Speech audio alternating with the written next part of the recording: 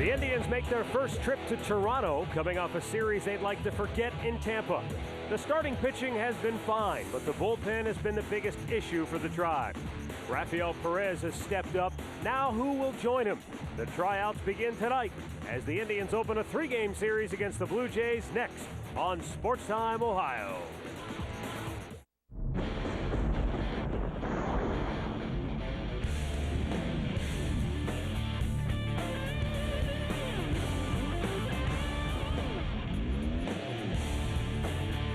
From the Rogers Center in Toronto, Canada, it's Cleveland Indians baseball. Tonight, the Tribe opens up a 3-game weekend series against the Blue Jays. Hi, everyone. I'm Matt Underwood alongside Rick Manning. After a day off, the Indians making their first and only trip north of the border to take on these Blue Jays. And for the Indians, they left Tampa with a bad taste in their mouth once again due to a faulty bullpen. But one guy you cannot blame is Rafael Perez. And Rick, he is slowly becoming the real go-to guy for Eric Wedge. Well, that's the only guy he can really go to get outs consistently. Perez is locked in. He's been throwing the ball very well. You're almost going to ask yourself, why isn't he closing? When you look at his numbers, only 2 hits in his 9 1/3 innings. The rest of the bullpen, 25 hits. They have walked 7. It's been like batting practice for the rest of the group, and it has not been a good thing for Eric Wedge. That happens when you do not have a closer, an everyday closer that you can count on. The rest of the bullpen is going to put pressure on, but for some reason, Perez has stepped up, but nobody else has. All right, the Indians made a couple of roster moves after that game in Tampa the other day. They sent Tom Mastny back to AAA Buffalo. Also gone is Matt Ginter. In their places, tonight's starting pitcher, Anthony Reyes for the Tribe, and Brendan Donnelly will be in the bullpen for the Indians tonight. Reyes has big league experience, and Rick, he's been very good in the minor leagues. Well, a guy they got from the Cardinals in a trade, and in his 2 games at Buffalo has pitched very well, so he is going to move into the spot of Matt Ginter's start. It bumps Bird back to Saturday, and then it also puts Cliff Lee on Sunday, so we'll see what Anthony Reyes has got. He has big league experience, so he's going to get his chance to impress. And Brendan Donnelly, Eric Wedge told me before tonight's game, will be available in the bullpen. Won't hesitate to go to him. What he'd like to do, though, is he would like to be able to pitch him from the start of an inning. It's a new guy, new team. Doesn't want to have to bring him into the middle of an inning in a big jam. But, he'll play it by ear. Well, yeah, that's all he can do is play it by ear. One hitter at a time, and hopefully that when he does bring him in, it'll be the start of an inning.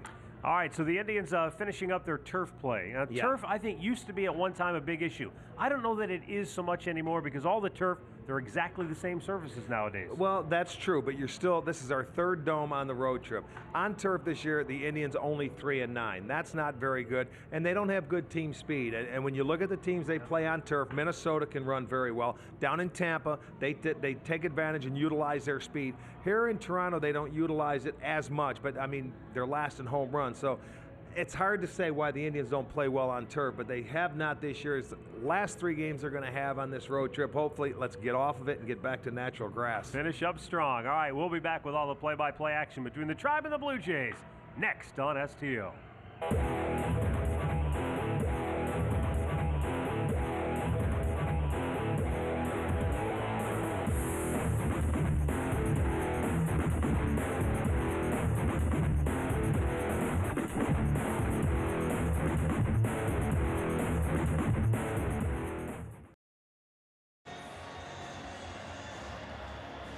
Well, the roof is open here at the Rogers Center, and that's good news because we've been indoors since we left Progressive Field over a week ago.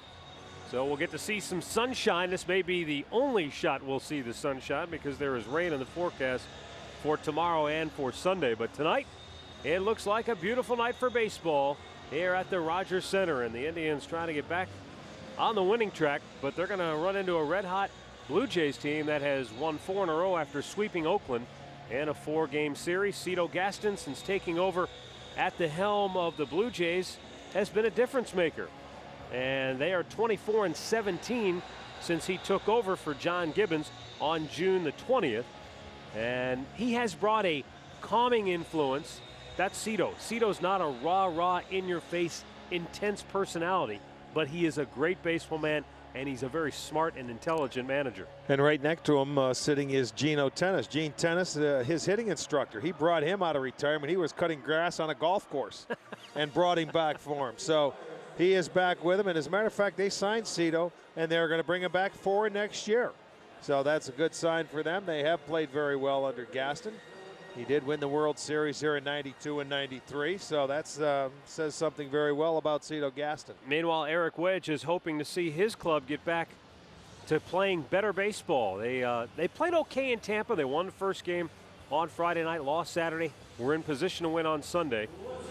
But the bullpen had a meltdown, and so there have been changes in that bullpen. The Indians have 2 new players on the roster. One of them will start tonight, Anthony Reyes.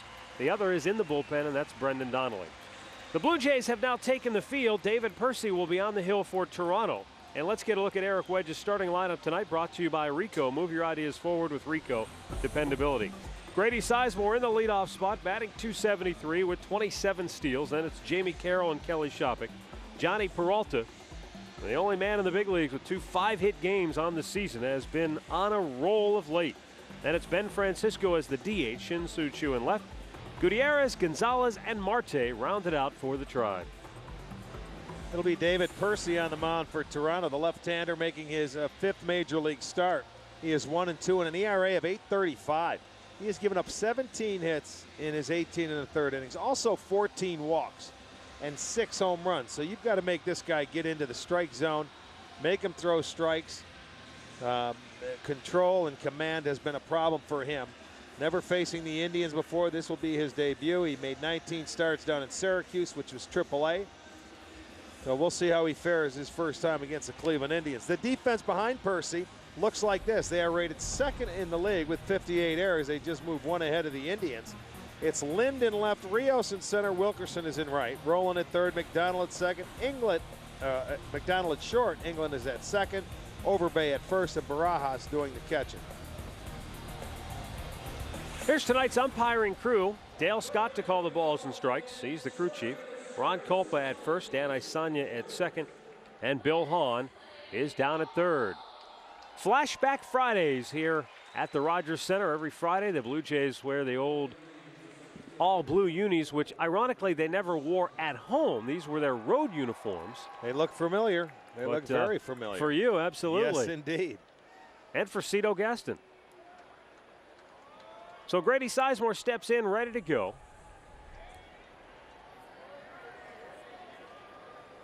And David Percy's first pitch of the night is taken for a called strike.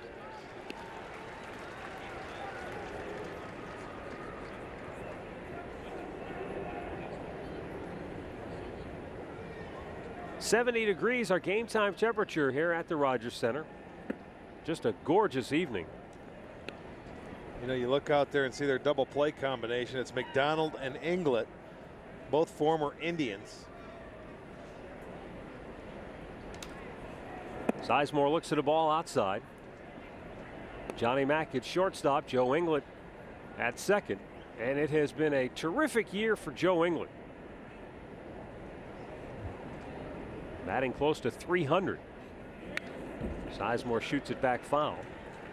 When you look at the Jays on their roster, you've got Joe Inglet, you've got John McDonald, you've got Marco Scudero, and you've got David Eckstein. 4 players who are fairly similar in the way they approach the game, the way they play the game, their size, their games are very similar.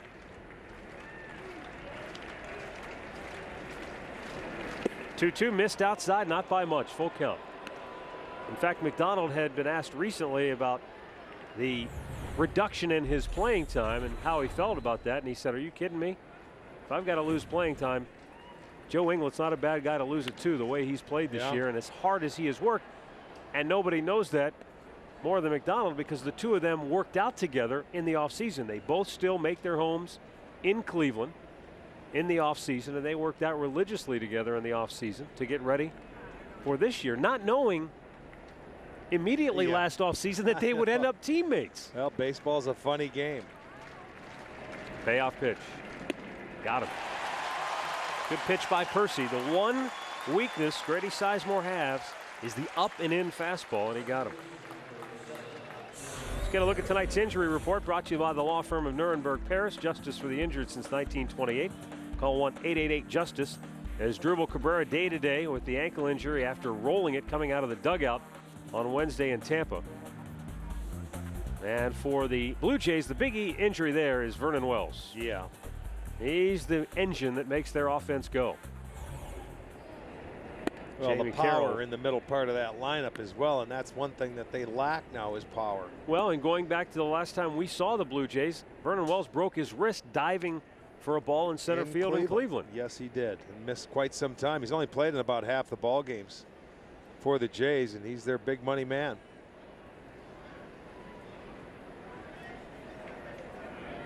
Pitch to Carroll is a bit low. 2 balls, no strikes.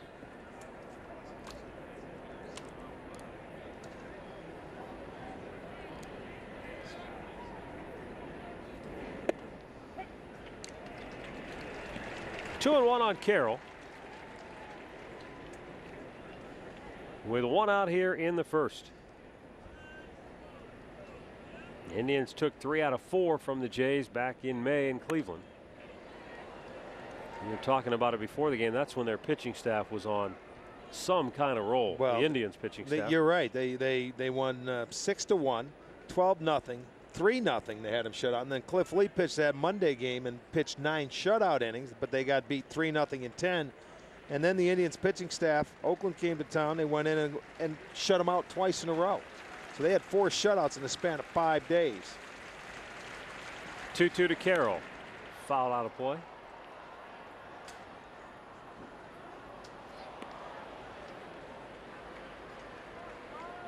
It was a week that I don't think we've ever seen before, like a pitching staff could do, or will we ever see again. But they broke the record of 40-some consecutive innings.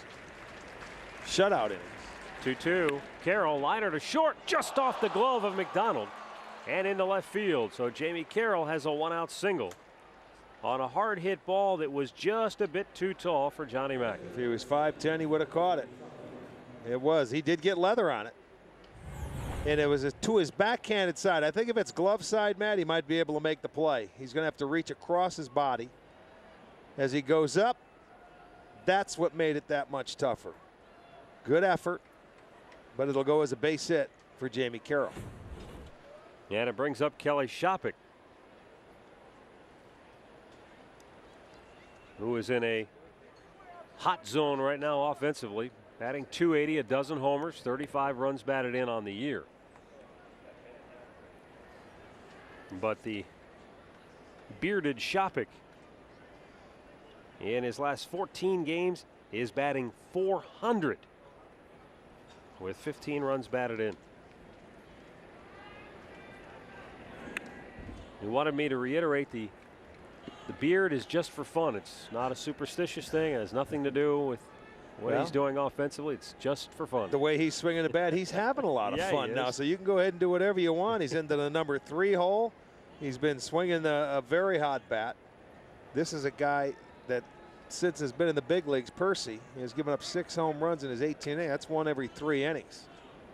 You know, that's the one thing that the Blue Jays don't do that you would have never thought would be their Achilles heel. They don't hit for a lot of power. I know it. They're last in the league, as a matter of fact. 0-1 outside. I can see right now you have to be patient with this left-hander on the mound. You've got to force him to get it in, prove he can throw his breaking ball behind in the count if he chooses to do so, and try and eliminate a few of his secondary pitches. There's some numbers on Shoppach, 12 out of the last 14. And a called strike inside corner. I don't think he liked that call. I don't think so. He's shaking his head. Take a look at it. They're sitting and going in, and it's close. Yeah. Because that is a cutter. So, I mean, it looked better the second time I saw it.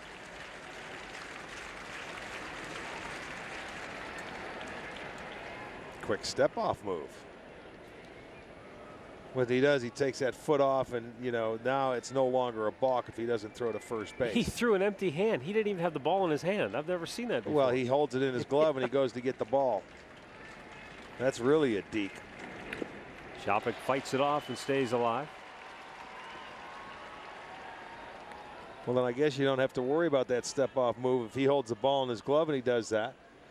Most left-handers will have the ball in their hand, and if they're going to step off and bluff, they'll do that. But if it's in his glove, there you go. And that's perfect. You see that 1.56. That is the time lapse that he releases the ball to home plate. Is that good or bad? That's bad. 1.3 is the average. And then, you know, over to first, they say he lobs it over as well. So that's 1.56. That's base running material right there. Base stealing material, I should say. Very slow to the plate. See if Carroll gets a good jump here. Maybe takes off. Nope, he holds. Strike 3 called. Gave Kelly, I think, that slide step that might have fooled him. That's not 1.5 right there. Watch, he comes set and then, well, he lifted it up more than I thought. There it is. Fastball right there. Couldn't pull the trigger. Must have been looking for an off-speed pitch, but 2 outs, 2 strikeouts. Gonna bring up Johnny Peralta. 19 home runs, 64 runs batted in. Here's the lob over by Percy. Peralta in that series against the Rays that just concluded on Wednesday, 8 for 12. Couple of homers, scored 5 times. Firestone League leaders. Firestone, a tradition of innovation. Yep, their bullpen is the best in the league in that department. Their ERA is the best. They lead the league in strikeouts. Johnny, a swing and a miss. So this is a team built on pitching for the most part.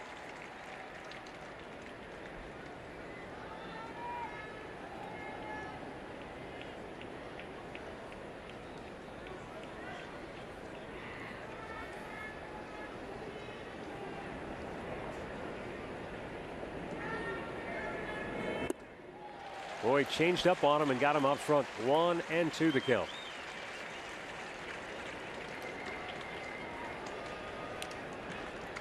So as you said, Percy is a guy who looks like he is going to challenge your patience. Yeah. Well, and it's the first time they've ever faced him. So now at that one time, that first time, it's like the Indians never do fare well against guys they've faced for the first time. I don't know why, but that seems to be the case.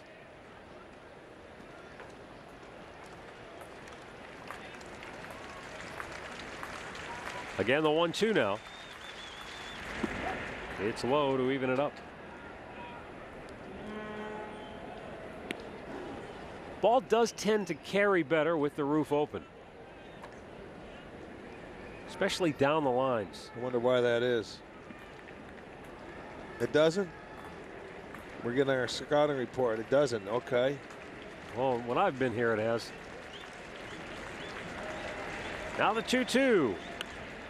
Fought off. Boy, that was out of play. Let me see. Well, the Blue Jays, when this thing is open, they've homered 21 times. When it's closed, 24 times. The opponents, when it's open, 21-20. So very close. And our scout from up here in a high home camera says it doesn't. Struck him out, and the inning is over. Percy strikes out the side. After a half inning, the Indians do not score. The Jays coming to bat.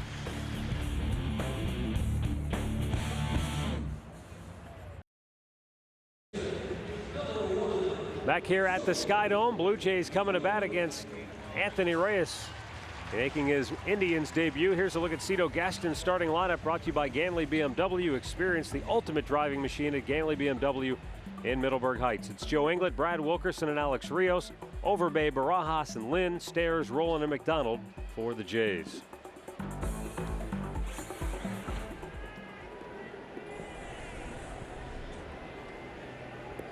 So Anthony Reyes, who came to the Tribe from the Cardinals in the trade for minor league fireballer Luis Perdomo. Inglet slugs one straightaway center, and Grady Sizemore's there to grab it quickly for out number 1. Let's check out our Serpentini Chevrolet starting pitcher of the game, Anthony Reyes. You can see with St. Louis this year, 2-1, a 491. He had 1 save and 1 opportunity, so he has bounced around from the bullpen to the starting rotation. Just didn't pan out. And it's only 14 2/3 innings, 10 strikeouts and 16 hits, but he pitched well down in Buffalo, so he gets an opportunity here. Not overpowering, that's about it, 89-90.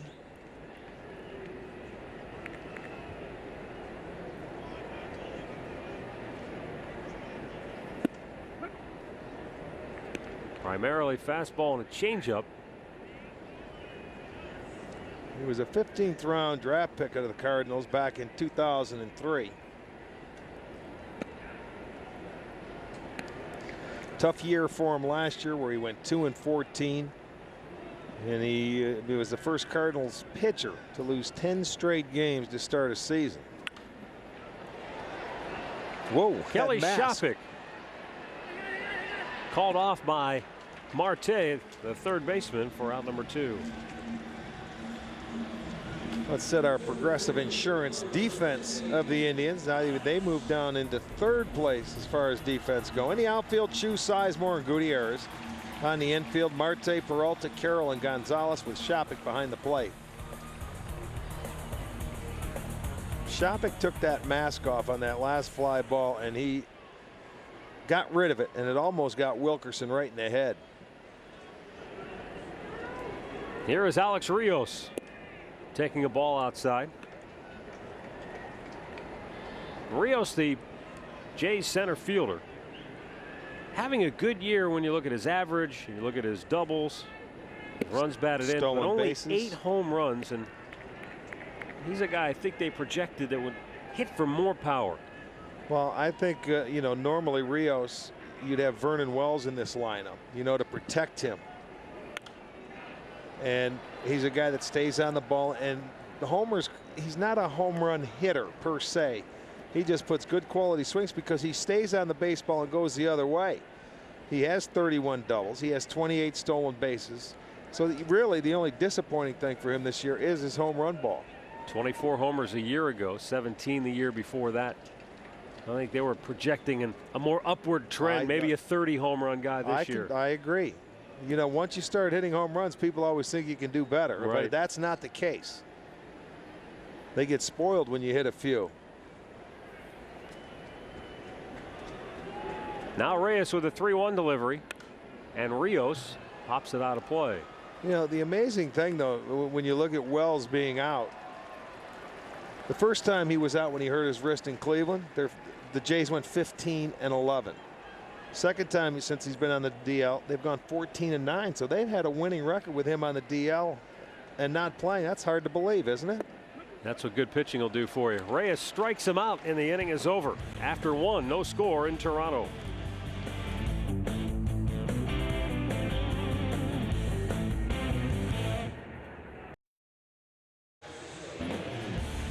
Indians baseball on Sports Time Ohio, brought to you in part by your Northern Ohio Ford dealers. Ford, drive one home. The official airline of the Cleveland Indians, Continental Airlines. Work hard, fly right. And by Subway, eat fresh. Beautiful shot across the water at downtown Toronto. No score, second inning. Ben Francisco in the DH role today with 11 homers, 40 runs batted in. David Percy fires it in there for a strike to even the count.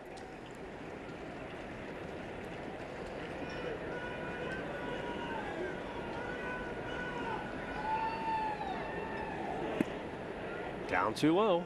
Boy, this would be a tough guy to face, especially for young hitters, because he is going to tease you all night long. Well, that's where discipline comes into play. You've just got to make sure you get in good hitters counts. Now it's a matter, if you're right-handed, now watch on the bench, see what he likes to throw when he's down in the count 3-1, 2-0, when he's behind. If you're going to get the fastball like that, then there where it was, inside. Full count. It just did catch the inside corner. Not sure he tried to throw it in there, but that's where it went. That's where it went, yeah.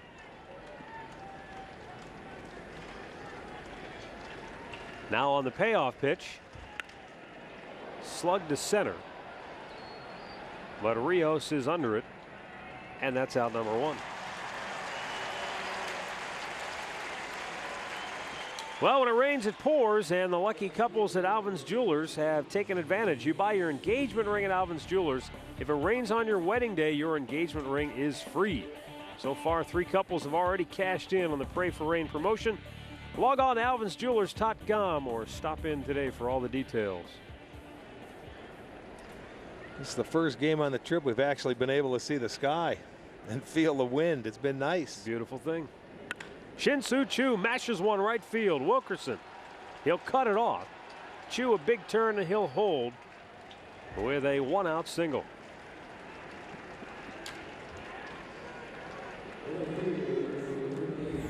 Choo says patience, baloney. I'm looking for the first fastball I get, and it's a high one, and he jumps all over it. Wilkerson playing deep in right, so he cuts it off, holds him to a single. Second 1-out single for the Tribe in 2 innings. And now Franklin Gutierrez will step in. And as you said, hopefully he was taking close notes on the Francisco at bat.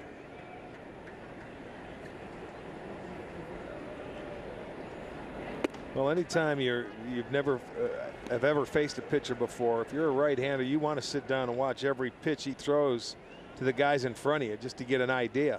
And then when they have their at bat, you come back, hey, where was it? Is there any movement? Did he like to throw it in, out, and do a quick scouting report on your own? And then when you get into that batter's box, you have to make your own decisions. 5, 4, 3, around the horn they go, and the inning is over as Scott Rowland starts the inning-ending double play.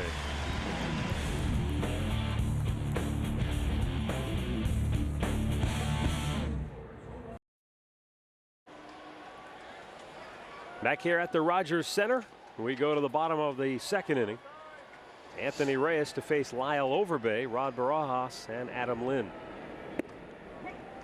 First pitch strike to Overbay with a fastball down at the knees, and that's where he has to consistently command a baseball, at the knees, in and out. Well, you can see he doesn't have a lot of movement on his fastball, man. It's pretty straight. There's a changeup. You know, that's going to be the movement. But when you dot that fastball, he doesn't have a lot of movement. He doesn't throw very hard. So command is going to be very important. Got inside on him. May have broken his bat, but it's placed perfectly. Choo will turn and hold him to a long single. And I mean, he fired a seed into second base. Well, not much you could do there. Reyes made a good pitch, got inside on Overbay. He's strong enough, fights it off, and placed it perfectly. It falls in. First hit for the Jays. See, that's inside, down on the trademark. He looks, he's not even running. He's saying, okay, now when I pick it up, it's going to be fair. That's why he's not on second base. And that will bring up the catcher, Rod Barajas.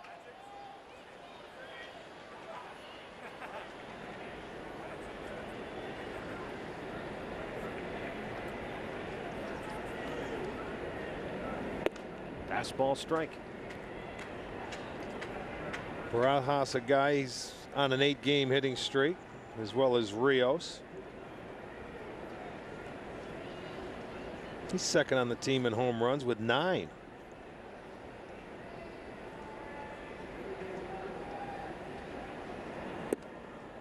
Missed down low. And the count 1 ball, 1 strike.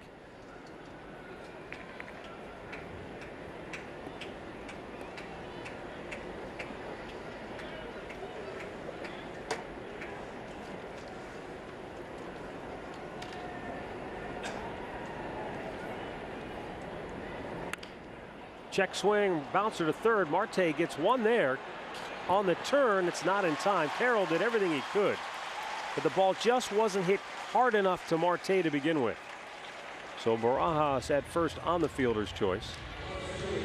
I'll tell you, it was a little closer than I even thought. I didn't know if Jamie would even try to make a throw here because of the check swing, but when you have a catcher running, you'd be amazed. He continues and tried to turn it.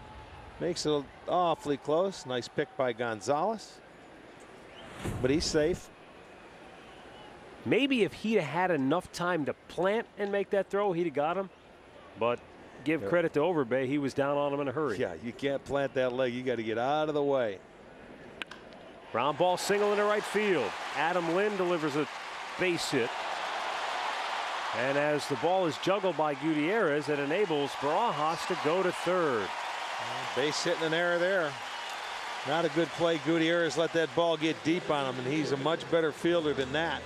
He was giving up over there to stay at second base.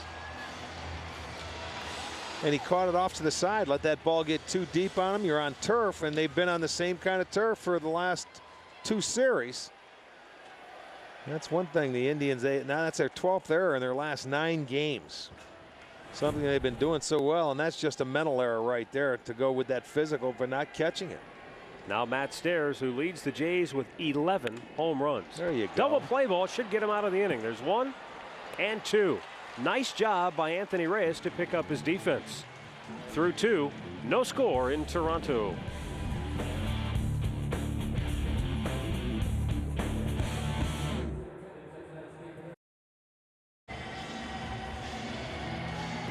Back here at the Rogers Center, you see Josh Barfield in the foreground.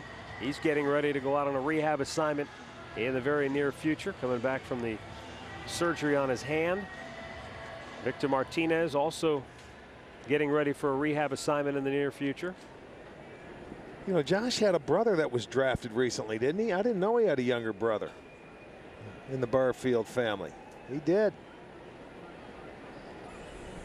Andy Gonzalez leading off the third, showed bunt, took a strike.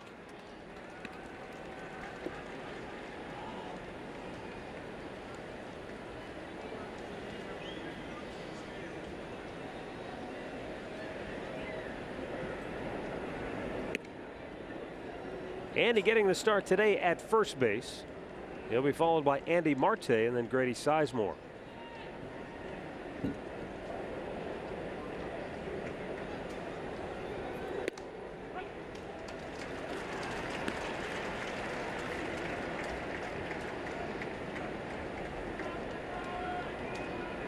Now these powder blue uniforms, they were a thing in the 80s.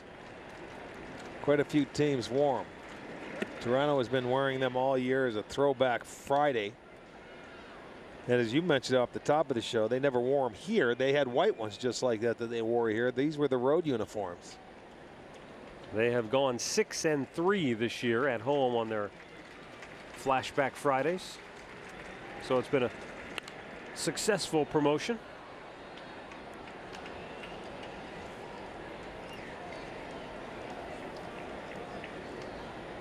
Cito Gaston, who took over the helm here in Toronto from the deposed John Gibbons back on, let's see, it was June the 20th, I believe. Gonzalez strikes out.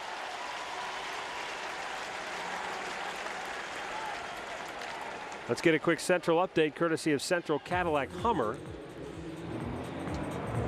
All right, now the Detroit Tigers snapped a 6-game skid last night by beating Chicago. We talk about a sinking ship. Well, they're 2 games under 500, 7.5 games back of the White Sox. This is about when they started their fade last year. That is correct. Old team. Overbay into foul ground, overran the ball. Overbay overran.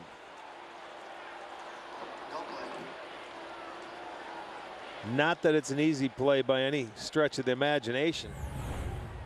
It is a difficult play, and you can see him taking his eye off of it. And a lot of times infielders are not used to doing that like outfielders can, where they look at where they have to go.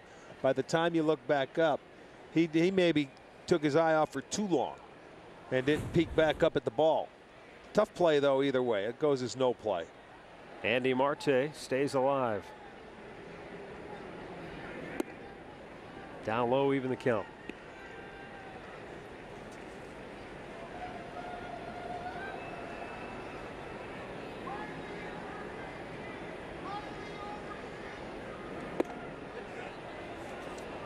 Two balls and a strike.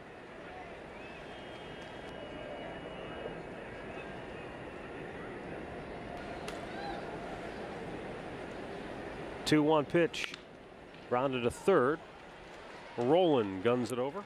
2 down. Let's get a look at tonight's Alltel text poll question. And tonight's question, who is the MVP of the Blue Jays 1992 World Series when they beat the Atlanta Braves? Was it Joe Carter, Dave Winfield, Pat Borders, or Jack Morris? Text your answer to 31962. Results later in the game. Grady Sizemore struck out his first time up. Indians have not had a whole lot of luck with David Percy. They've had 2 singles and 4 strikeouts first time through the lineup. That's exactly right. We'll see if they can, a couple of singles, but see if any adjustment will be made.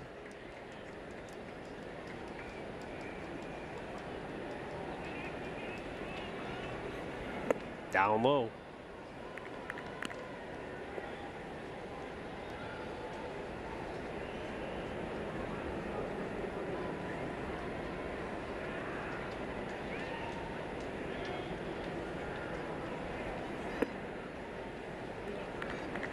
Two balls and a strike. He's missed with the fastball to Sizemore.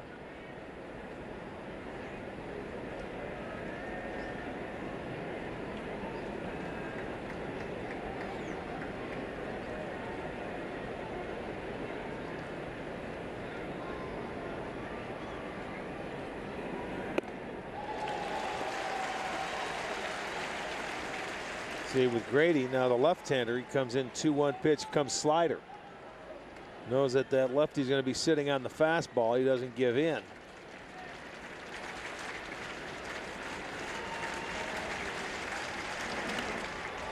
Well, this is where Percy has been his best on the year. David Percy has held the opposition to a 105 batting average when there are 2 outs in an inning. Meanwhile, teams are batting .306 with less than 2 outs.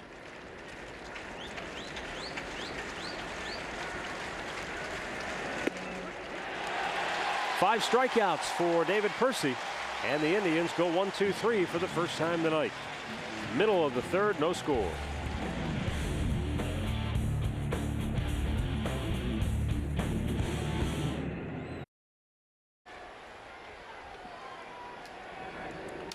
Bottom of the third here at the Rogers Center. No score. Scott Rowland leading it off, and Anthony Reyes in with a first pitch fastball strike.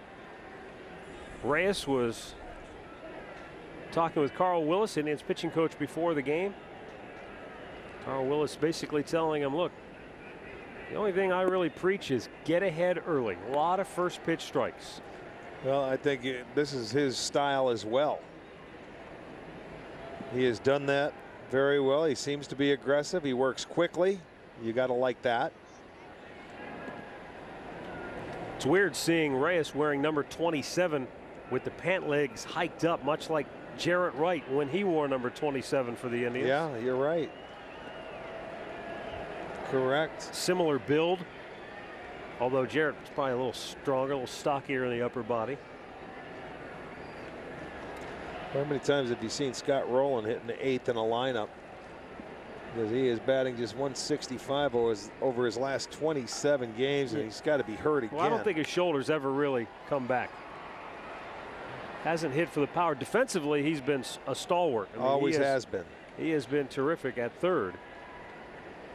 Now, are the Jays sitting here saying, boy, should we have stayed with Troy Gloss and, you know, hung on to him? Depends on who you talk to. Gloss was a great physical talent. And could hit a ball a mile. But he had the range of a statue. Well, and he also had, you know, injury problems, you know, ankle and things like that. Foot problems, so. But Scott Rowland has had his share of injuries over the course of his career. When healthy, terrific player. And the 2-2 is in the dirt, full count. If anything, if Rowland's been guilty of anything, it's been his sheer determination to try and play through an injury when he probably should go to the manager and say, I can't go. That's why him and La Russa, that's why he's here, because him and La Russa couldn't handle it. They ended up trading him. Remember, he benched him in the World Series, and Rowland didn't like it. They had issues and problems. Payoff pitch. Just missed, not by much. So a leadoff walk to start the bottom of the third.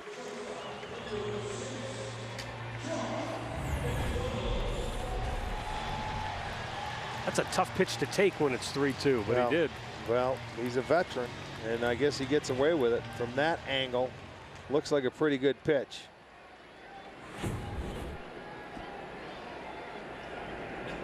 Here's John McDonald.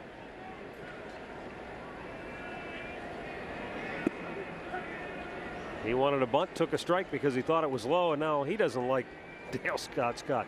You know, Dale Scott is probably going to have half the people mad at him before the night's over, because that's the one knock on him. He's an inconsistent ball strike umpire. Well, Johnny Mack, the way they've been swinging, I wouldn't be surprised to see something on a hit and run. This time he bunts it perfectly. Okay. Reyes takes care of it. One away on the sacrifice. 1-4.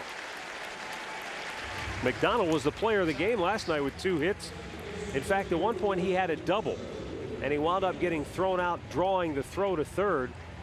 And he said to me today, he said, well, when you haven't had a hit in a month, you just run until they tag you out. Yeah, but it did score 2 runs. Broke an 0-for-12 streak for him. He and Inglet ended up turning a nice double play to end the game last night. Here is Inglet, who hit the ball hard his first time up to straightaway center field.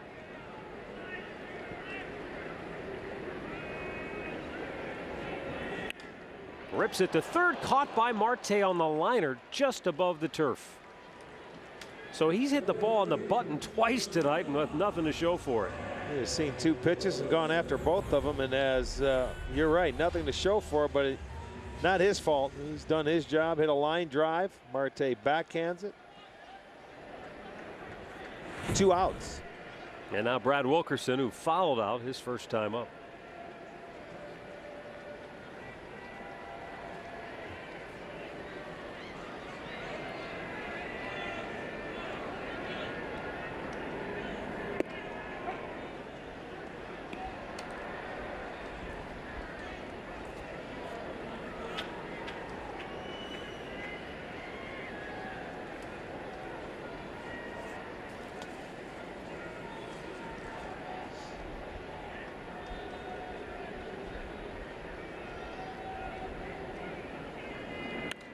Back out of play.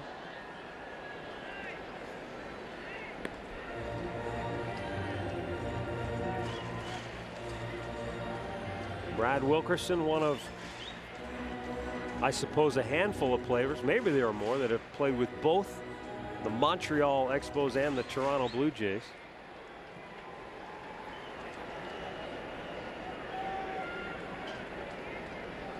Always has had power.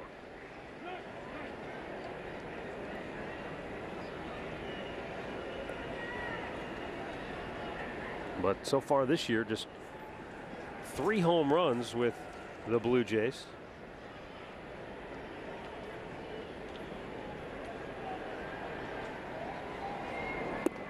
Swing and a miss. And the inning is over. Through 3 in Toronto, no score.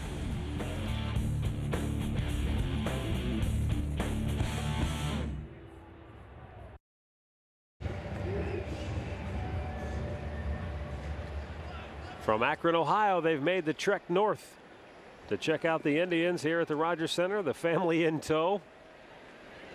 This is a great city to come and visit, especially for folks in Cleveland, Ohio. It's an easy drive. It's an easy commute. Not a bad drive. 5.5, 6 hours. There's a little something for everyone here in the Toronto area. Plenty of great museums, Hockey Hall of Fame. Got the Blue Jays here in the summertime. Is there C&E going on right now, or is it later? Jamie Carroll lines it to third, so one good line out to third deserves another.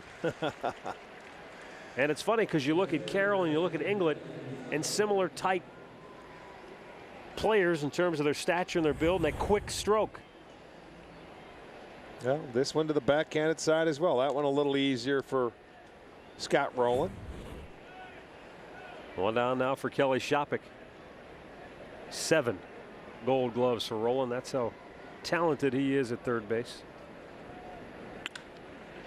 That time he couldn't get it. Shopik takes it into the corner. He'll have extra bases. Kelly stops at second with a 1-out double. The double machine continues. He either hits a double, a home run. He got this one by Scott Rowland down into the corner. A dozen homers, now 20 doubles on the year. Yeah, that's impressive. It's a breaking ball. Boy, that came right into the barrel head of his bat. That speeds it up and enables him to pull a ball so much easier when that ball gets middle of the plate. Drilled it into the corner, so the first extra base hit of the ball game and the third hit for the Tribe. Best scoring chance of the game now for the Indians with their best RBI man up here. Johnny Peralta takes a strike. Peralta is one behind Grady Sizemore for the team lead. But let's face it, over the last month now, Johnny Peralta has been a run-producing machine batting in that 4-hole.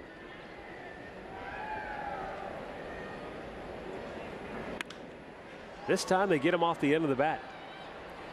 And he still drives it to the warning track in right field.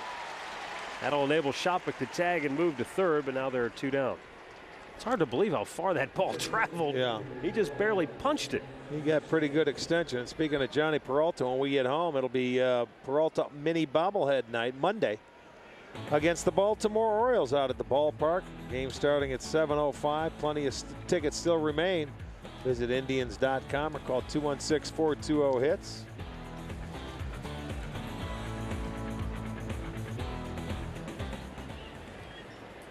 Ben Francisco fly to center his first time up. 2 down, a runner at third.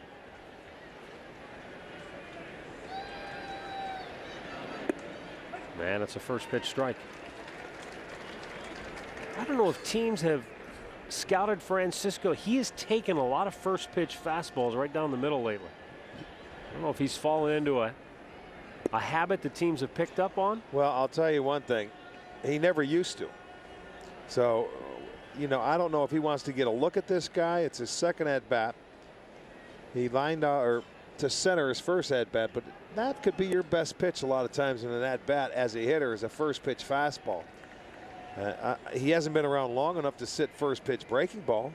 And if they throw it, you just take it anyway. So why he's taking it, I can't answer that question. Most young hitters get after a first pitch fastball if it's around the hitting area. 3 balls and a strike, and it may be a case where he's trying to be more patient, see more pitches. I don't know. Well, if that's the case, I don't like the thinking of it, because you could be taking the best pitch you'll see in an at bat.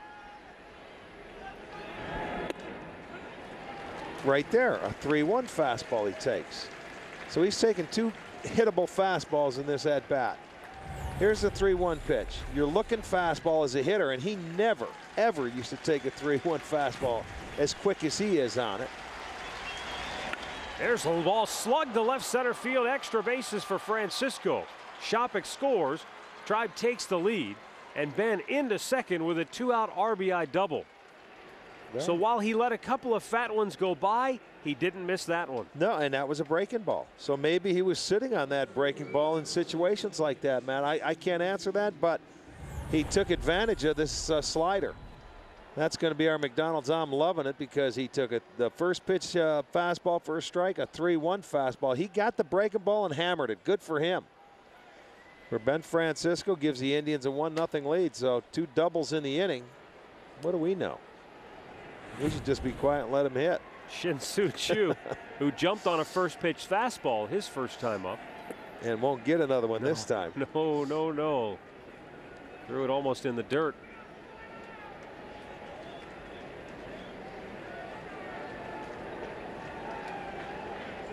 So another runner in scoring position with 2 down. The Indians with the 1-0 lead here in the 4th.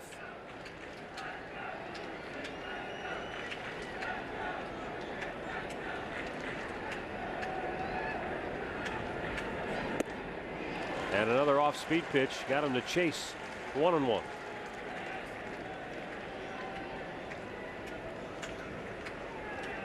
Once you hit that first fastball lefty throws you, he's going to change his pattern.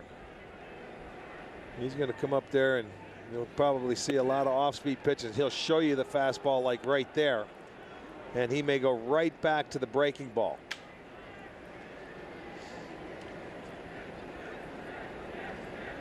Again, testing your patience.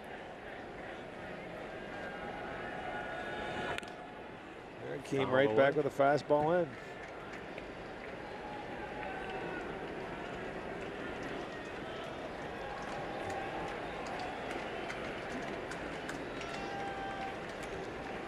Chu's eyes may have widened a bit with that pitch coming in. Maybe got a little over anxious. And the 2-2. Hung one, ripped deep right field. Fair ball off the wall. Francisco scores. Chu hustling into second safely with a 2-out RBI double. And the Indians lead it 2-0 with back-to-back 2-out RBI two-baggers. This is the double inning. See, he hung a slider that time inside to Chu. And he was waiting on it, so Shin-Soo Chu, 2 for 2, gives the Indians a 2-0 lead. Nice swing on the baseball for Chu, his 14th double, and they have 3 doubles in the inning. You know, it's interesting that the Indians have come through here in this inning with the runners in scoring position, in particular with 2 outs. Those are the toughest hits to get in the game. But they have done a nice job here to make Percy pay. And now another as Gutierrez lines one to the alley in left center. That will plate Chu into second, hustling is Gutierrez, and they got him. But the Indians come up with 3 consecutive 2-out RBI hits, and they lead it 3-0, middle of the 4th.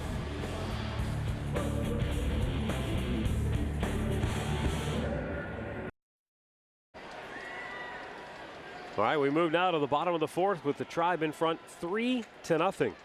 Thanks to 3 straight 2-out RBI hits. Now a ground ball, third base side, diving stop by Marte. On the money with the throw to retire Rios, who got down the line in a flash. But Andy Marte with a sparkling defensive gem at third. Boy, it really was. When you come out and you put 3 on the board to keep that leadoff man off a base, he did a terrific job. Not only did he save extra base hits, it's almost an infield single. That is a very nice play to get the first out. The throw across just in time. Rios just missed beating it out. And here is Lyle Overbay now. Marte's done a very good job defensively at third.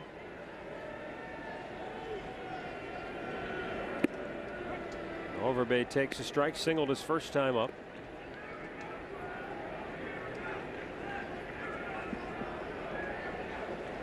And a broken bat flare that fell down the left field line.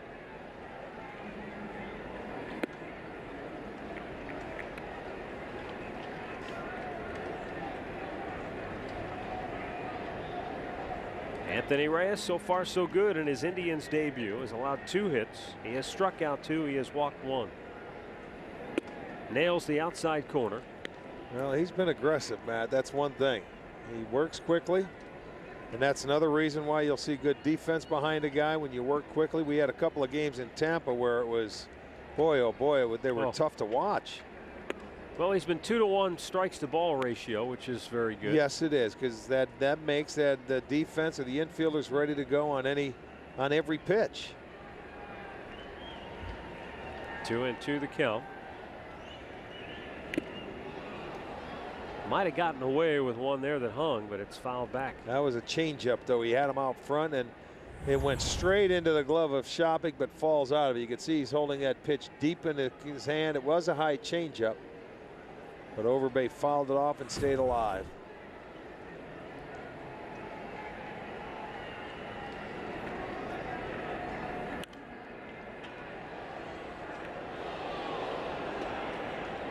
That was a fastball. And again, it up in the strike zone is where he wants to avoid.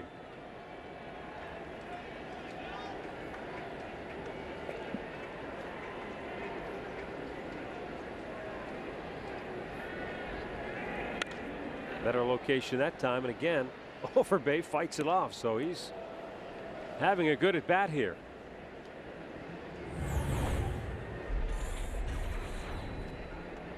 I mean, he hit Shopik's glove right where he wanted it. So give Overbay some credit as well, but everything's been away here. That time he struck him out. Really pulled the string on the changeup. It's his third strikeout of the night, 2 down in the inning. Let's go back to the STO studios right now for a Ford Sports update. Gentlemen, we go to Detroit for our first update tonight. The Oakland A's in town. And how about Marcus Timms? This one to dead center field over the 420 sign into the second row of shrubs. The majestic glass makes it 2-0 Tigers over the A's. They're in the 4th inning now in Detroit. Back to you. Thanks, Al. Oakland has just been in a free fall. 10 straight. 10 in a row to fall 53 and 61 on the year. They're 18 off the pace. At one time, they were right there with the Angels, at least within striking distance. And then Billy Beane effectively pulled the plug on the season when he started trading everybody away. And now Eric Chavez looks like he's done for the year. May need more surgery. He's got a frayed labrum in his business shoulder. Well, 10 in a row. We know what it feels like. They're in the midst of that. It's no fun at all. And they're playing out on the road, which even makes it that much tougher. That's what the Indians had to do, go home, and they beat the Rays for 4 straight going into that All-Star break, coming off their 10-game losing streak. 2-1 nails the outside edge to even the count.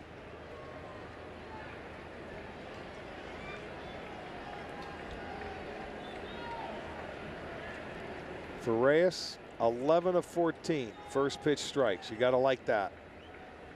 I know Carl Willis loves it. Yes, he does. Out of play. It remains 2-2. Well, and what happens, Matt, now this second time they go through, he may have an inning where you could have an 8-pitch inning where guys will start swinging the bat early, and hopefully if they hit it at somebody, and you could have some quick innings in the middle part of the game. 2-2 pitch. Broke his bat off the glove of Reyes. And by the time Carroll gets to it, Barajas is safe at first. Well, probably should have made that play. One of those things where you think it's coming at you harder than what it truly is, and never really got down on it. And once he deflected it, it deadened the ball where Carroll couldn't make a play, even though Barajas is running. Watch, it's a good slider down and away. He just never got down for the baseball. So a 2-out base hit, third hit for the Jays. And it will bring Adam Lynn to the plate. He had a base hit his first time up. He quickly singled into right.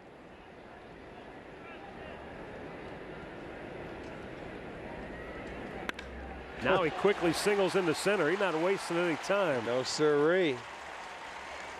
2 on, 2 out. And Matt Stairs, their most dangerous power hitter, will be the batter. Let's go down on the farm for our minor league report, brought to you by your good neighbor State Farm agents in Northeastern Ohio, Kurt Hawley in Parma, Ernie Dillard in Warrensville Heights. U.S. Olympic baseball team won 3 out of 4 from Team Canada, getting ready for Olympic action. Matt Laporta, 3 homers, going 5 for 16. 2 on, 2 out. Matt Stairs, who bounced into a double play his first time up. First pitch changeup, he was wailing away.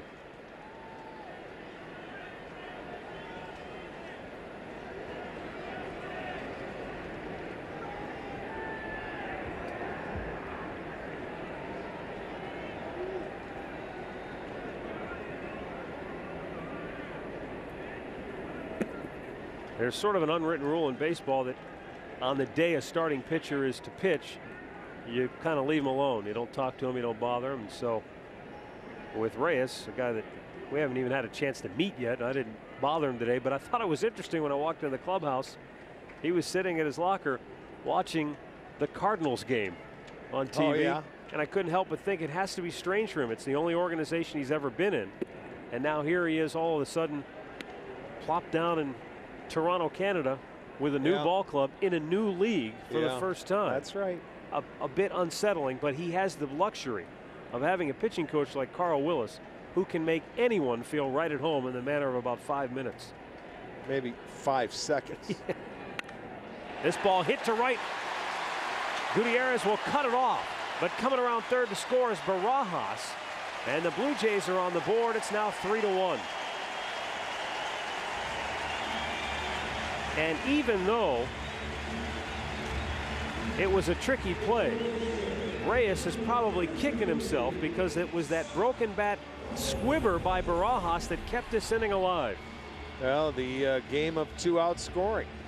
Now comes Toronto. They're coming back with 2 outs, 3 consecutive singles. So they get on the board. It's a 3-1 game.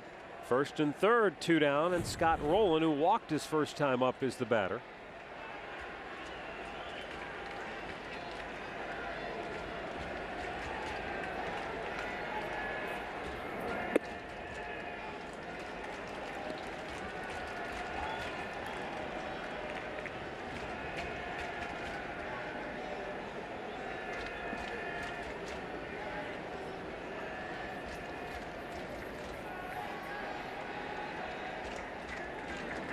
Fastball, threw it by him. The one thing I've noticed about Reyes, he's been in the middle of the plate a lot here tonight. He's gotten away with a few of them, like that pitch right there. But it's one of those things you just wonder, for how long can you get away with it? The more you go through this lineup, you will not get away with it. That time nailed the outside corner. And the count 1-2. That was a perfectly placed fastball away. Yeah, you stay on the edges like that and force someone to go the other way to beat you. You can see where the arm came off of the bat from Scott Rowland. Went out there again. He just spoiled it. Pretty good pitch. That's the only thing he could do with that pitch. But you notice Rowland didn't try and pull off on it. He did exactly what he wanted. Just foul it off. That time he was able to keep 2 hands on it because he didn't try and pull.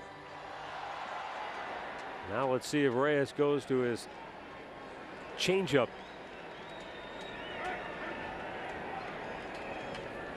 You know, the other thing you have to understand too is that this is the first time Reyes and Shopik have ever worked together. So there's well, you have to trust your catcher here because he knows the hitters better than Reyes does, and whatever you watch on film. Again, he spoils it. So you've got to trust Kelly Shopik right now, what he puts down, and be convicted that when I throw that pitch, that's the one that I've got to throw with conviction and hit my spot with it. That was also something that Carl Willis told Reyes before the game. If you don't like what Shopik's calling, then call timeout, ask him to come out, and you guys go over it on the mound. Exactly. I mean, if you actually do not want to throw a hitter a pitch because you see something as the pitcher, there's nothing wrong with that. Had him fooled with the off-speed pitch, but Rowland just got a piece of it and keeps the at-bat alive.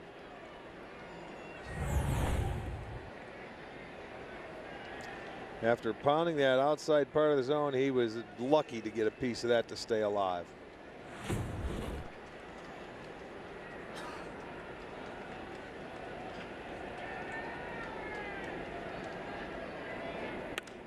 Again, he spoils the fastball away.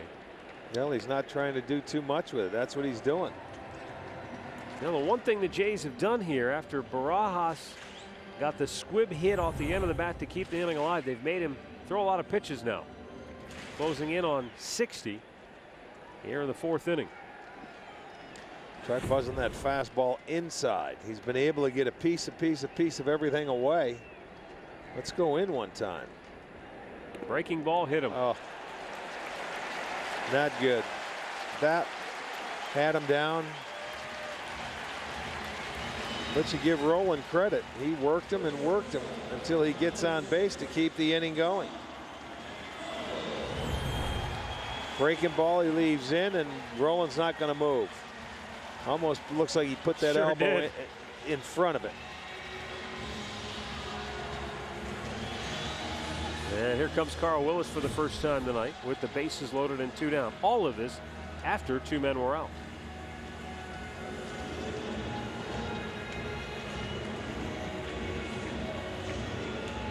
And that's probably exactly what Carl Willis is telling them. Look, stay with the success formula that you had to get ahead. Fastballs and changeups, he had him off balance. Just couldn't put him away. Well, if I'm Johnny Mack, I'm looking first pitch fastball right here in this situation because he's been ahead of most every hitter tonight. They had him sacrificing his first time up. He's been struggling. You know you want to get ahead of this guy, so now's the time if you're the hitter to look for the first pitch fastball away, maybe go that way with it. Pitch is outside for ball one.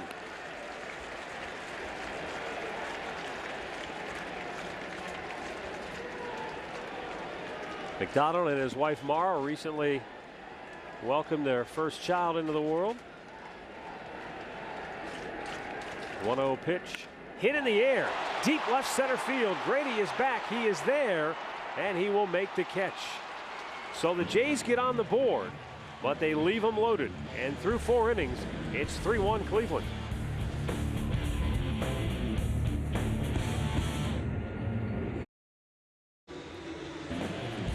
Indians baseball on Sports Time Ohio is brought to you in part by Panini's, home of the famous overstuffed sandwich.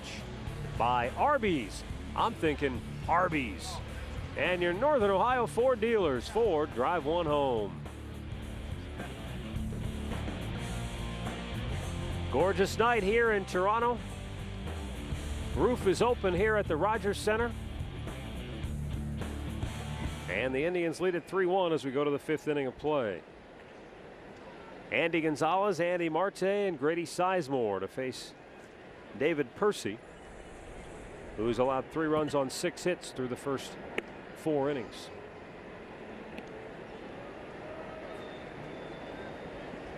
Gonzalez struck out his first time up.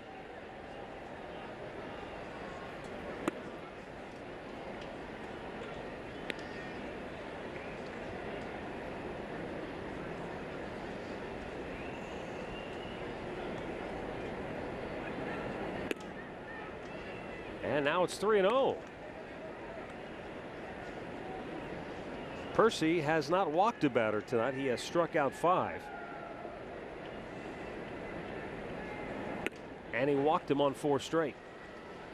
So the Indians leadoff man aboard for Andy Marte. Well, that's not what he wanted to do because you know what? He hasn't retired anybody in the last 4 hitters. If you remember, last inning ended with Gutierrez getting thrown out at second base.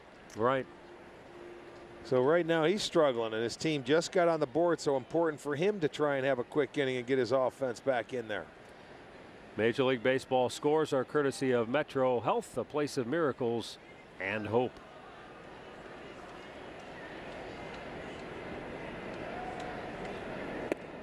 Marte takes a strike. It's a no-win situation for a hitter. You've got to take that first pitch after he walks a guy on 4 straight. Well, that's okay. You've got to make him throw a strike. No big deal. You know, there's certain things you just have to do. There he goes again with that fake throw over to first. But did he have the ball in his hand that time? That time he did. Yeah, he did that time.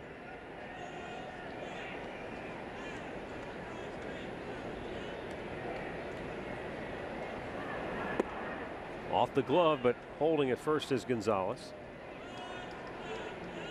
I'm going to send out some birthday wishes today. David Servozo, happy birthday to you. Ruth Balick, 86 from Willowick. Marge Baca, 53 from Canton. Your birthday. Happy birthday to you.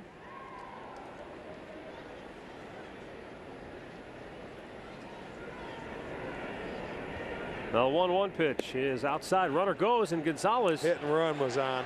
Is hung out to dry. Somebody missed it. Hit and run was on. A sign was missed right there. Gonzalez was talking to Luis Rivera as he went off. Well, if he sees the hit and run sign and it's put on, then it's missed by Marte. Now, whether they did that, I don't know. We'll get a look at it. He didn't offer. It would have been a tough pitch, but you at least, if the hit and run's on, then you got to throw your bat at that pitch. He was looking back the whole way. Then it's a hit and run, and it was missed. But with that pitch, even if it's a bad pitch, you got to throw your bat at it.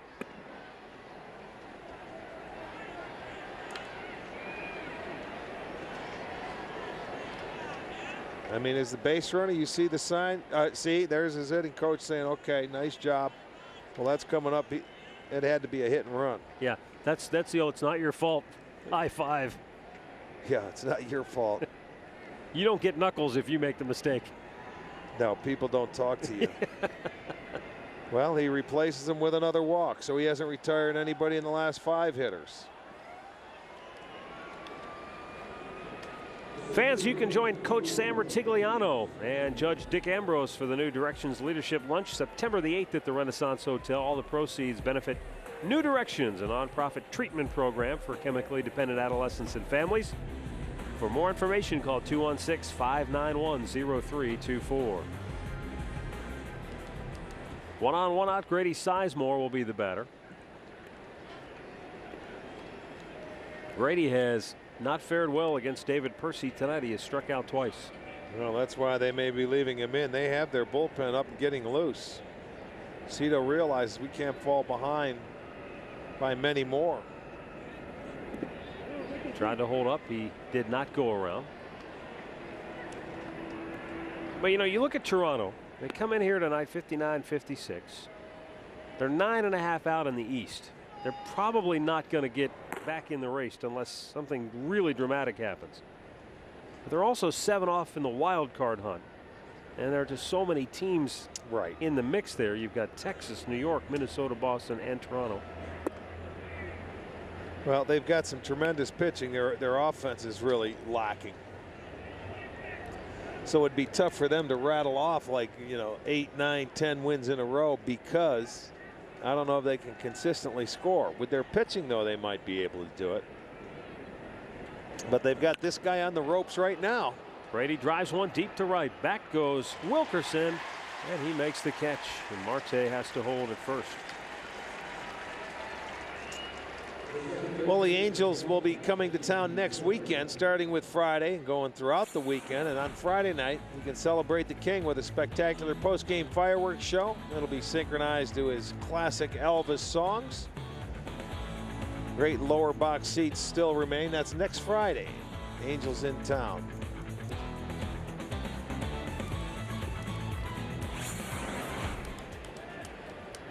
Two down, a runner at first. Jamie Carroll will be the batter. He is 1 for 2 with a single.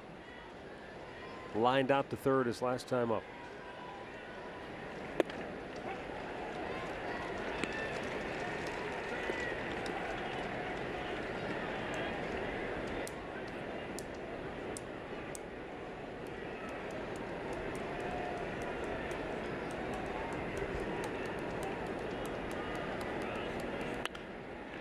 Out of play. 0-2. Well, you remember here in the glory days of the Toronto Blue Jays when they were drawing 4 million fans a season, sold out, 50,000 every night. That's when they used to travel to Detroit, to Cleveland, and I mean their fans would pack opposing stadiums in their heyday, and they had some terrific teams here. Swung on and missed. And the inning is over. So the Indians get a leadoff walk, but it does no damage. And we go to the bottom of the 5th, 3-1 try.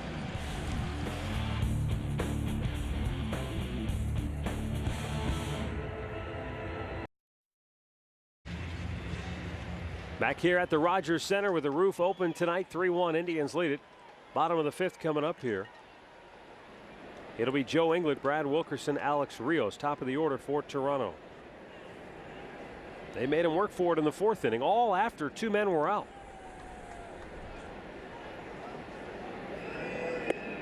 Inglet takes the first pitch strike. It's the first pitch he hasn't swung at tonight. He's flied to center and lined to third. Well, he figured he had no luck the first 2 times hitting line drives. I might as well take this pitch and see what happens. Try my luck working him. Inglet has 8 doubles, 6 triples to go along with his 2 homers. And a .293 batting average when the night began.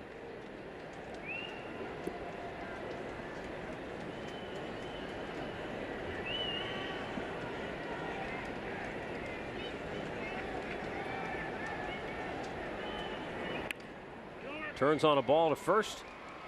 Gonzalez takes it himself, 1 away.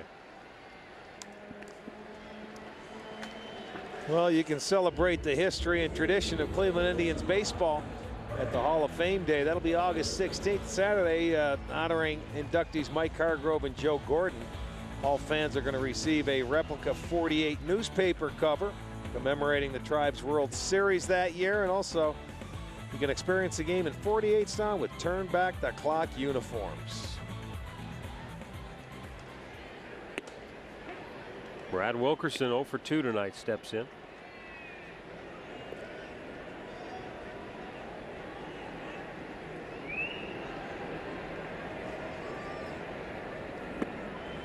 Good off-speed delivery, 0-2.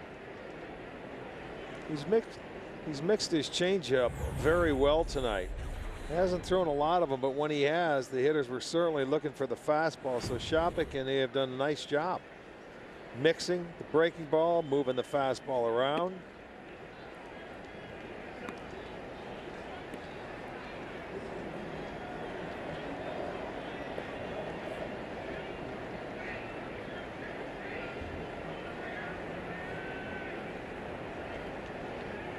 Reyes with a 1-2, and it's slugged to center.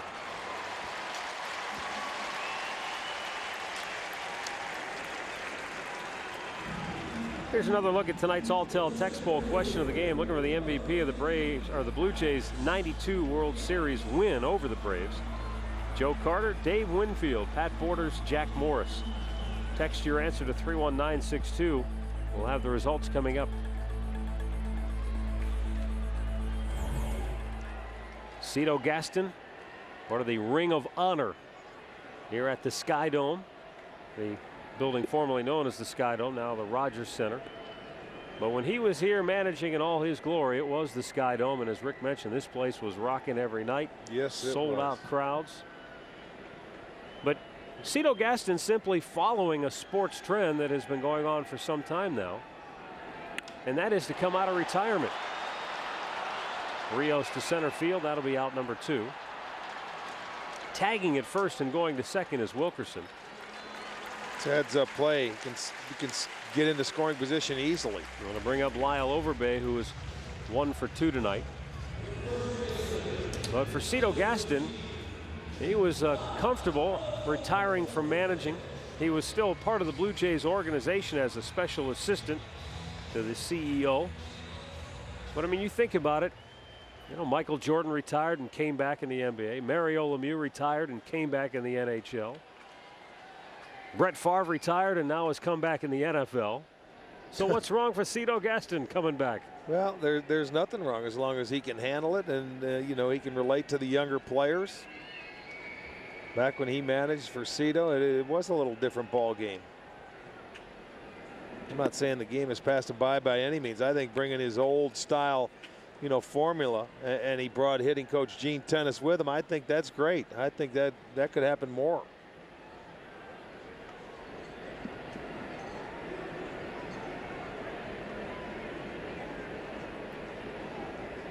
Here's the set by Reyes now, and the 0-1 pitch with 2 down to Overbay is fouled away. Some of the Blue Jays players tonight before the game were saying, you know, what's interesting is that Gene Tennis might talk to you about your hitting, but Cito Gaston might also talk to you about your hitting. It's not compartmentalized managerial style over there. But I guarantee they're on the same page when they want to do it. They may be able to relate to other people in different ways. And that's why he brings him in. That's his man. Yeah, the message is similar.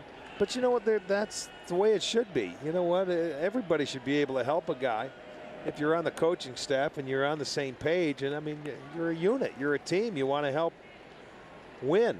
I don't think one guy should just, you know, stay there because you're the hitting coach. You shouldn't be able to talk to a guy about defense. And, you know, vice versa.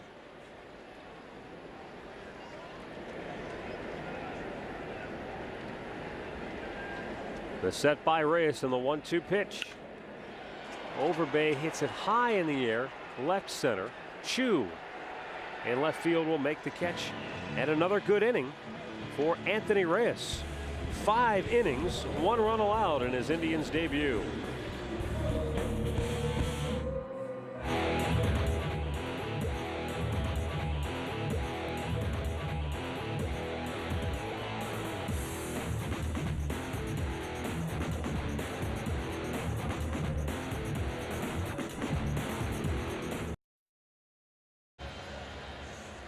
Anthony Reyes has done a nice job in his Indians debut here tonight.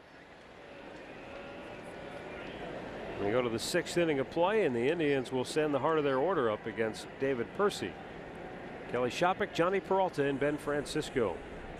Shopik doubled and scored as part of the Indians' 3-run 4th inning. That included 3 doubles and 3 straight 2-out RBI hits.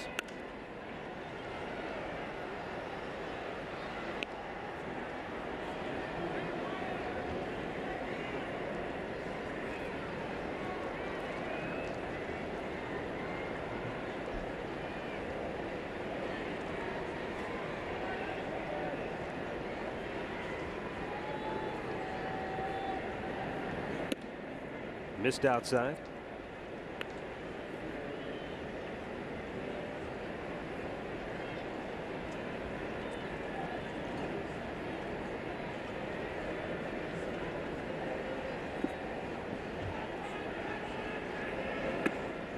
Last night, a number of us were watching the Browns preseason opener against the New York Jets, talking about our days in high school football. Kelly Shopik was a pretty good high school football player. He was a linebacker and a fullback. But he said, I was no blocking fullback. He said I was carrying the ball most every down. And you just look at his build. He has the perfect build for a fullback. Yeah, well, that's why he's a catcher. You're right. I'll bet there were many a defensive back that ran into one of his thighs and felt like they ran into a telephone pole.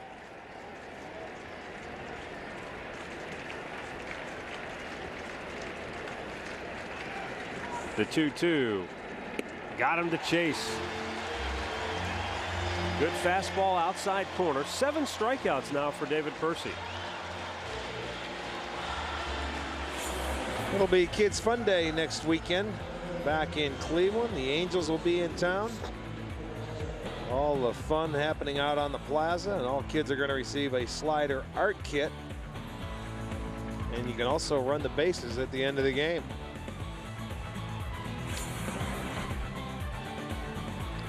Johnny Peralta 0 for 2, steps in, looks at a ball outside. Johnny has struck out and flied to deep right.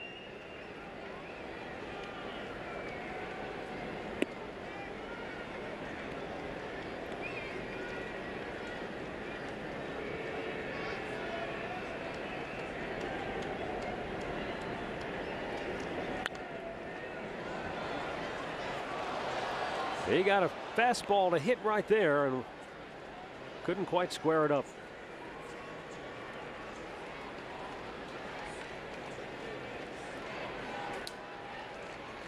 This will be the 90th pitch of the night for Percy. The Blue Jays bullpen had been busy, but they are currently quiet at the moment.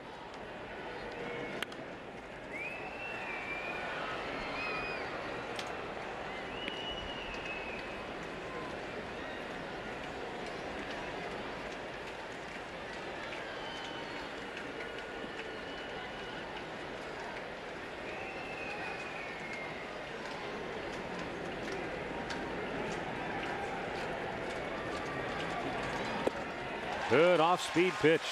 Boy, David Percy has struck out 8 tonight. This is a guy who, coming in, had walked 14 and struck out 11 in 18 innings of work. Well, he's walked 2 tonight and struck out 8. So it's been the total opposite going on. In his last start against the Rangers, he had given up 3 hits. All 3 hits were home runs. But there's an off-speed pitch. Peralta comes up empty. 8 strikeouts. You're absolutely right. And it doesn't look to me, unless I'm not seeing it as well as you are, which more times than not is the case, it doesn't look like the Indians are chasing a lot of bad pitches either. No, they're not. I mean, sometimes a guy piles up the strikeouts, you say, well, they were swinging at anything and everything, but it just looks like he's had pretty good control tonight. Well, he struck out, let me think, 2, and at least 2 in this inning, back in the 3rd inning, and he struck out the side in the 1st inning. So I mean, he's had innings where he's had everything going. The only time they got to him was the 4th inning, and that all came with 2 outs. 3 consecutive hits.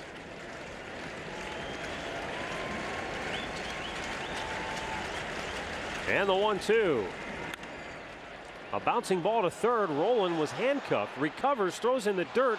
Overbay can't dig it out. Francisco is going to turn, and he'll go into second base. So what should have been a routine 1-2-3 inning for Percy will be prolonged because of a rare error at third by Scott Rowland. That could actually be a double error right here, because he boots it. There's error number one.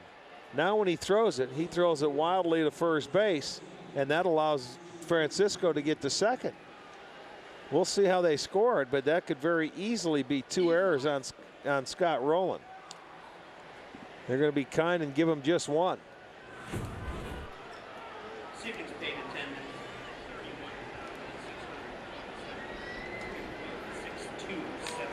Here is Shin Soo Choo now with a chance to make him pay. He's 2 for 2, a single, a double, an RBI, and a run scored.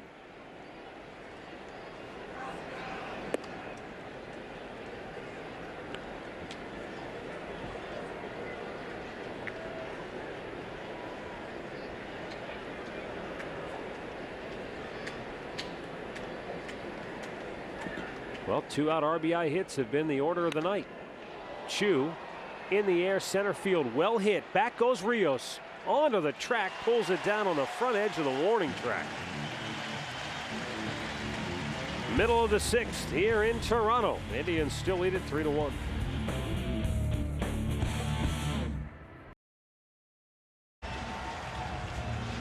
It's a 3-1 Indians lead as we move to the bottom of the 6th inning here in Toronto. And Rod Barajas, Adam Lynn, and Matt Stairs will be the batters against Anthony Reyes, who has made 76 pitches through 5 innings.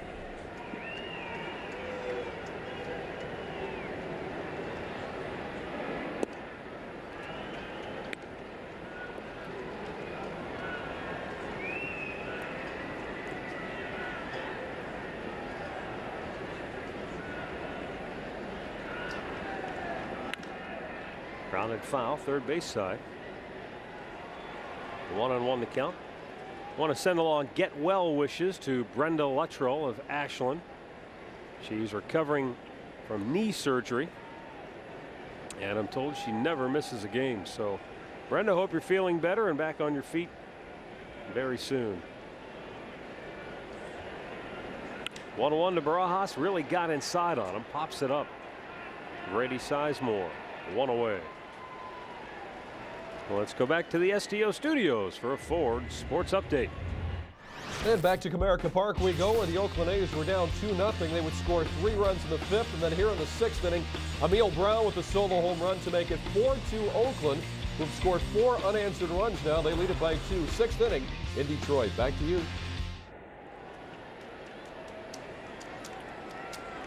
Okay, thanks, Al. Adam Lynn will step in now. He's seen 2 pitches. He's got 2 hits. This time, Andy Gonzalez will take it away from him. Man, that guy is aggressive. 2 down. Well, if you're looking for the autograph of your favorite Indian, then check out the 2008 Hall of Fame celebration. It's coming up next weekend at Heritage Park at Progressive Field. Full team autograph session. You've got Mike Hargrove and Joe Gordon being inducted into the Indians Hall of Fame.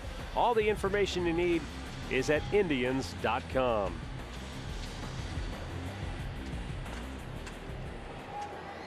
Matt Stairs steps in, 1 for 2, an RBI single his last time up. He drove in the only run of the game for Toronto. That time, a fastball that was above the belt. Well, I told you, when you start proving to hitters that you're going to throw strikes early, middle part of the ball game, they're going to come out and they will swing early in the count, and you can have some very quick innings. That's the case in point now, going through this lineup for the 3rd time for Anthony Reyes. He's proven to the Blue Jays that, hey, I'm going to get ahead strike 1, and hitters don't like that. I'll let you do it once, maybe twice. And then you've had a couple of guys like Joe Englert and Lind who go out there and they're swinging at everything they see.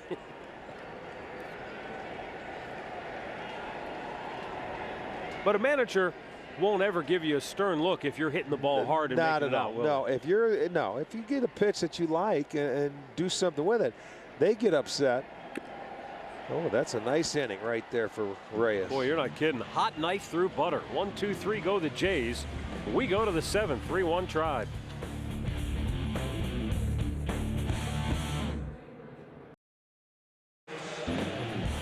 Indians baseball on Sports Time Ohio is brought to you in part by Direct Energy, offering simple solutions for your natural gas supply needs. Your good neighbor State Farm agents in Northeastern Ohio. Like a good neighbor, State Farm is there. And by Rico. Move your ideas forward with Rico dependability. A gorgeous evening in Toronto, Canada. 3-1, Tribe leads it. New pitcher, right-hander Sean Kemp coming on. For the 33rd time, a 3-1 record, a 338 earned run average. His gig is he's tough against right-handers. Right-handers hitting just 173, and he's facing Gutierrez, Gonzalez, and Marte. So his job is to get him through the 7th inning here. David Percy, 6 innings, six hits, 3 runs. He did strike out 8 guys. That's in his 5th start. He only had 11 coming in after his first 4 starts. Check swing. He did not go around. 1-1 to count. All right-handed hitters due up for the Tribe here in the 7th. Gutierrez, Gonzalez, Marte. You do have guys like DeLucci and the switch hitting Cabrera on the bench.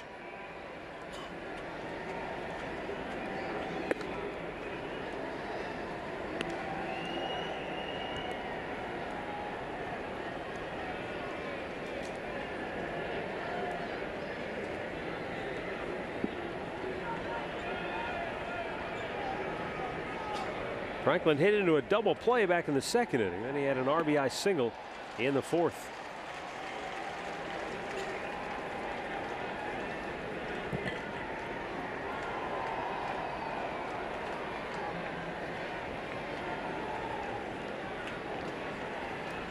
This Toronto Blue Jays bullpen, the best in the league. You're looking at one extreme to the other here in bullpens. Camp gets the strikeout, 1 down. Well, teachers, this is your chance to start the school year out on a very good note with your students. You can bring them to Progressive Field and let them go on a field trip. Check out the ballpark. It's always a fun tour. See the behind-the-scenes look of the ballpark. This is your tour program, and you can call 216-420-HITS if you would like information.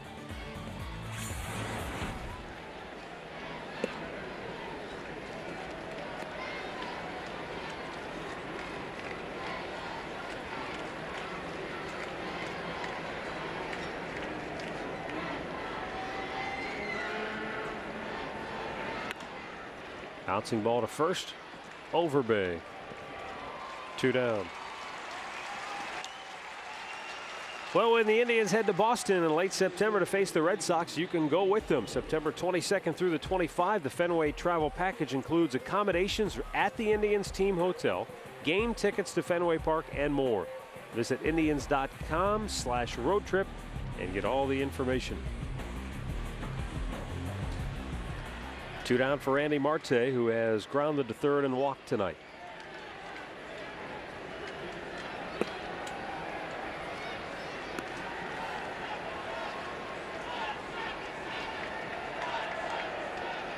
White Sox lead Boston 1-0 in the 4th at U.S. Cellular Field. Twins over the Royals 1-0 as well in their game. Chicago started the night a half game in front of Minnesota in the Central Division. Boston 2.5 and back at Tampa in the East.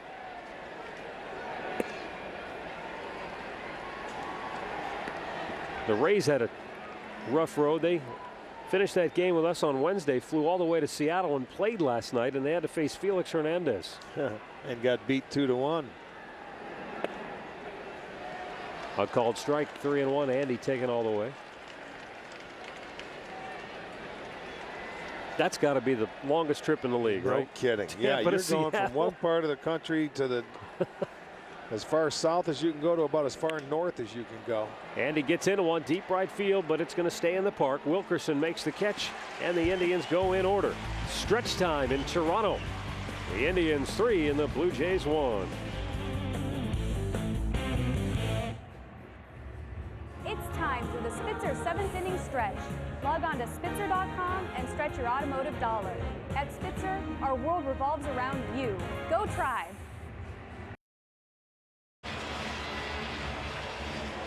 In his Indians debut, Anthony Reyes has pitched 6 innings. He has allowed 1 run on 6 hits. And he'll work into the 7th against Scott Rowland, John McDonald, and Joe Inglet. There is activity in the bullpen. I believe it's Rafael Perez. Well, you would like to see. Soft liner, it's going to drop. Leadoff man aboard. Rowland, he has not been able to retire tonight. A walk, he hit him once, and now a base hit. 3rd time tonight Toronto's had their leadoff man aboard.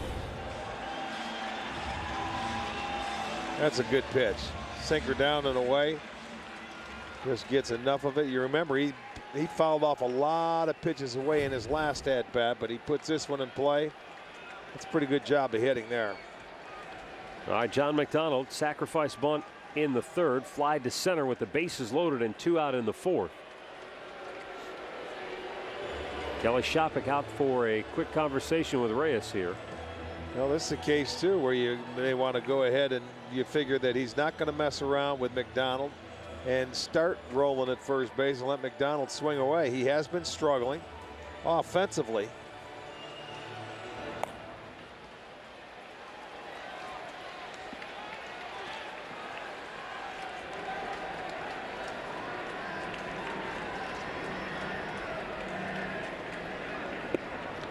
John McDonald, the ever humble major leaguer, told me before the game he really likes Cito Gaston and his laid back style. He said, but I also appreciated John Gibbons.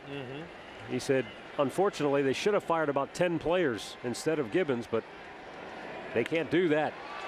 This ball hit in the air to center. That'll work all day long with Johnny Mack. You can do that all day. Let him fly out to the big part of the ballpark. 1 down, runner still at first, and Joe Inglet will be the batter. Let's get a feel for tonight's game with our Fruit of the Loom game recap. Ben Francisco's RBI double in the 4th inning put the Indians on the board. Then Shin-Soo Choo followed with an RBI double. Then Franklin Gutierrez with an RBI single to make it 3-zip. Gut was thrown out trying to stretch it. And then the Blue Jays got their only run in the 5th inning, with 2 outs and an RBI hit by Matt Stairs.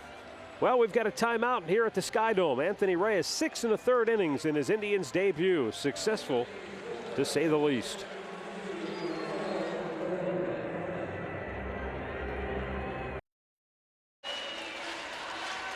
Back here at the Rogers Center, Indians lead at 3-1, last of the 7th. 1 on, 1 out.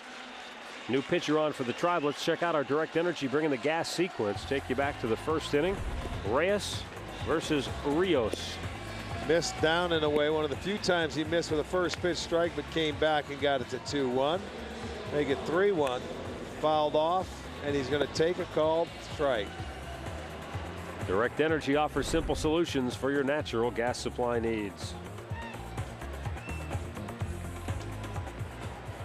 Anthony Reyes, 88 pitches. Did a nice job tonight. He came out, he was aggressive, Matt. I mean, nothing overpowering, but moved it around. Every base hit he gave up was a single. The inning that he did score a run, it was, you know, he probably should have made a play to get the 3rd out before that inning started. Eric Wedge goes to his best reliever. And Rafael Perez, who delivers outside ball 1.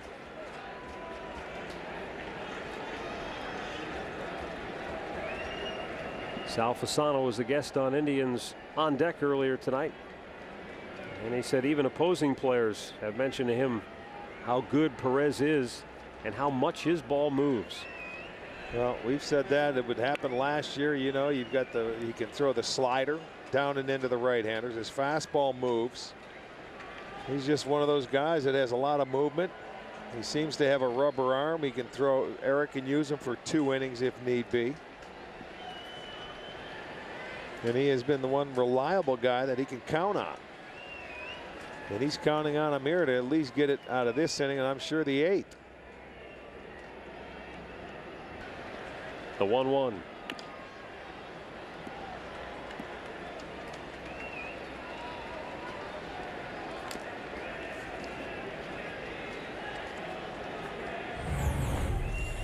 Yeah, that slider can be awfully tough on lefties, and that's down and away.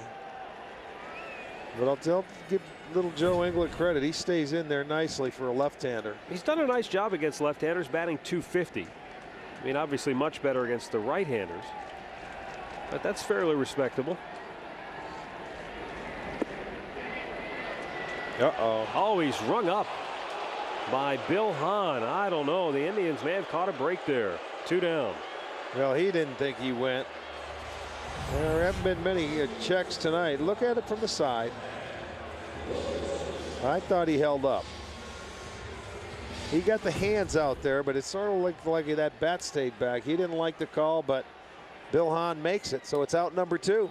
Perez gets his strikeout. But that's the pitch that is so tantalizing and tough for the left-handed hitter. hitter. Have to start, and then all of a sudden a late movement as a hitter, and then it's tough to hold up. Brad Wilkerson looks at a ball down low.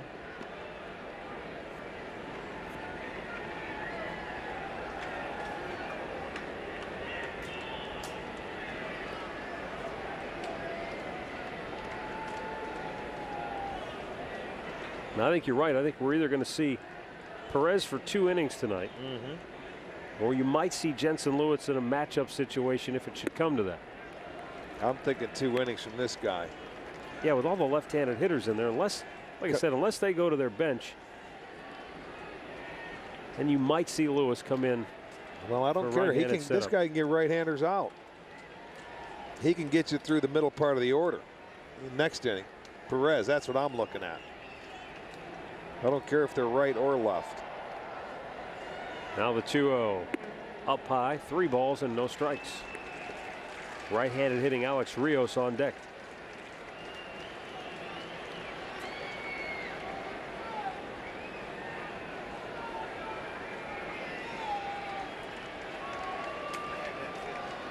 Wilkerson, the veteran, probably taking here. Oh, you have to take. And he does. Now you can go ahead. You got to make him get in the strike zone. If he wants to walk you, fine. Then you've got one of your better hitters coming up.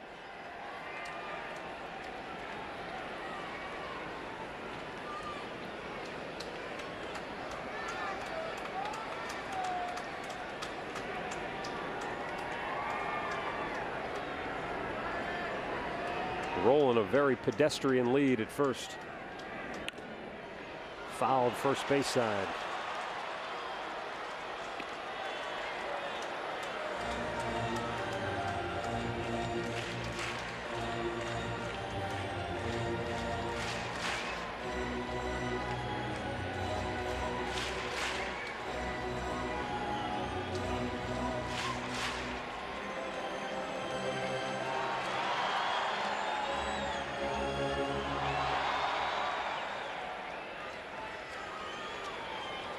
Rolen will be off at first.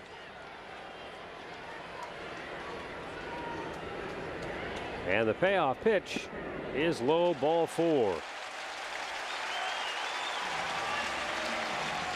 Time now to check out the Coors Light Freeze Can, brought to you by Frost Brewed Coors Light, the world's most refreshing beer. With 2 outs, you're going to see where Reyes had an opportunity to get out of this inning. That is the inning that they scored the run. He didn't get his glove down. It scoots right under. It was a broken bat. They ended up getting 2 more hits after that, getting him on the board. But that was the Frost Brewed Coors Light Freeze Can. Still a very good job by Anthony Reyes tonight. Now Alex Rios 0 for 3 with 2 down and 2 aboard. Takes a strike.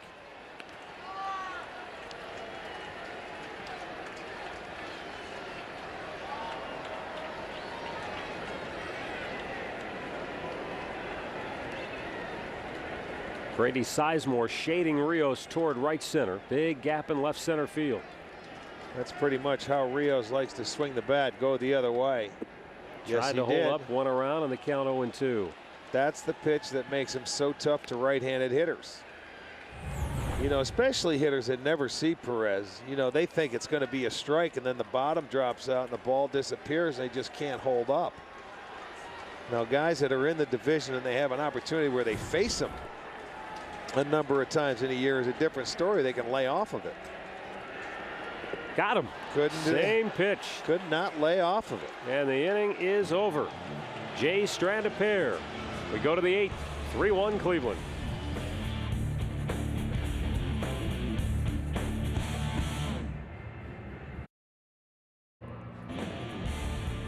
This copyrighted telecast is presented by the authority of the Cleveland Indians and may not be reproduced or retransmitted in any form. And the accounts and descriptions of this game may not be disseminated without the express written consent of the Cleveland Indians.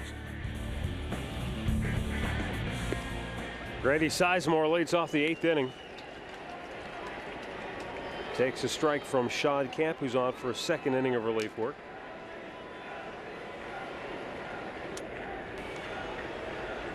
Grady 0 for 3, couple of strikeouts.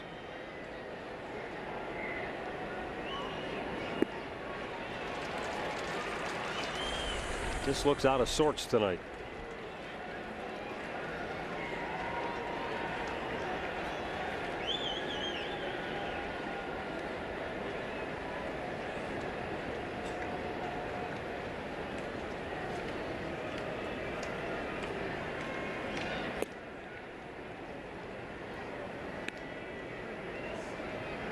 Your Major League Baseball scoreboard, courtesy of Wendy's. White Sox still lead the Red Sox. Twins have increased their lead over Kansas City to 3-0.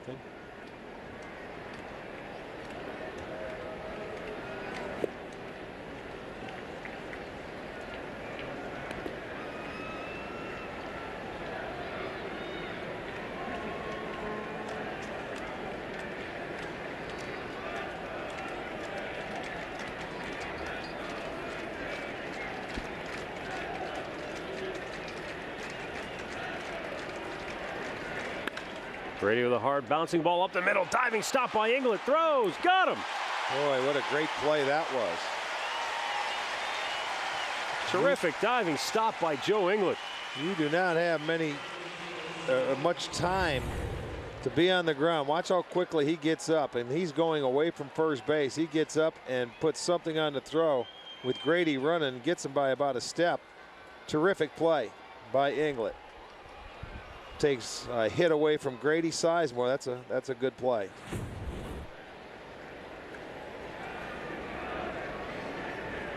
Now Jamie Carroll 1 for 3 tonight.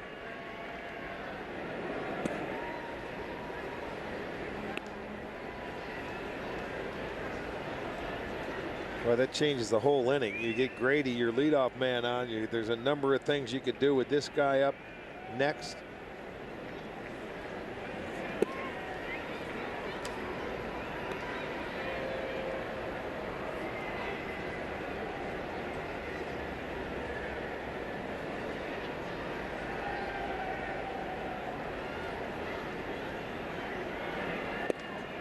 Down low, he missed.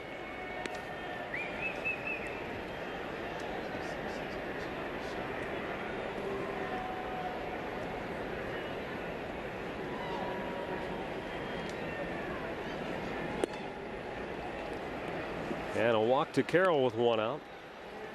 We'll bring up Kelly Shopping.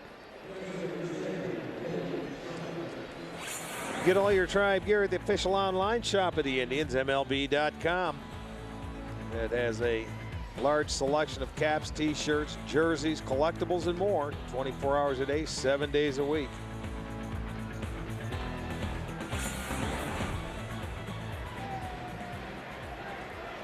Kelly Shopping 1 for 3, doubled and scored in the 4th. Over in the National League tonight, CC Sabathia trying to run his record to 6-0. He's got a 4-0 lead over Washington about halfway through that game. Milwaukee began the night with a 1-game lead over St. Louis in the wild card hunt. Cardinals lost a tough one today to the Cubs at Wrigley Field. And Chicago leads the NL Central by 5 games. They've won 3 in a row, 9 of 11.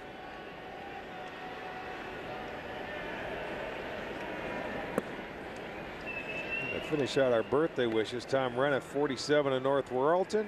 Jenny Melner turning 93. Ted Snyder, 75 of Talmadge.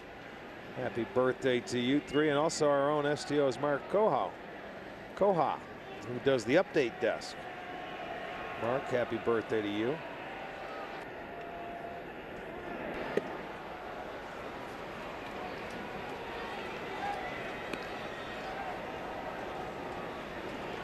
Two 2-0 the count on Kelly Shopik.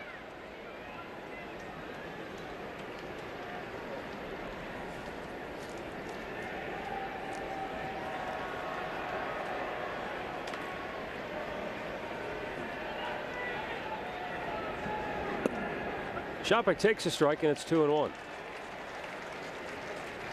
And a happy 54th wedding anniversary to Vance and Claretta Underwood. No relation. Take a look at Claretta, that. happy 54th. Vance and Claretta, huh? You betcha.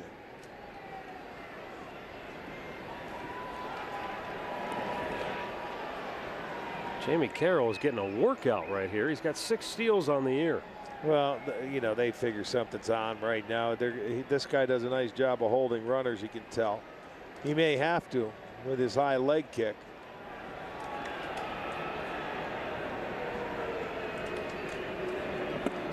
It's not that high, though. Well, now the count's 3-1. Now he's pitched himself into a situation where the Indians may put something on. Well, the way Shopik's been swinging the bat, you almost let him go because he's been a double machine, or he's been able to poke a home run. You know, he's more concerned about the base runner than the hitter, and he's getting his own self in trouble. I mean, he's got to concentrate. You've got a guy that's swinging the bat very well. I know he's tough on right-handed hitters, but when they get the opportunity, they can be a little more disciplined. 3-1. And he's walked him. Yeah, thank you very much. Back-to-back walks. Let's go back to the STO studios for a Ford Sports update. Fellas, a pretty good game in Chicago between the Red Sox and White Sox. This one a pitcher's duel, and the only run scored right here on a sacrifice fly. A.J. Pierzynski to right. Scores 1-0 in favor of the White Sox over Boston. Bottom of the 5th in Chicago. Back to you. All right, thanks, Al. Here it's a 3-1 Indians lead. Tribe has 2 on and 1 out.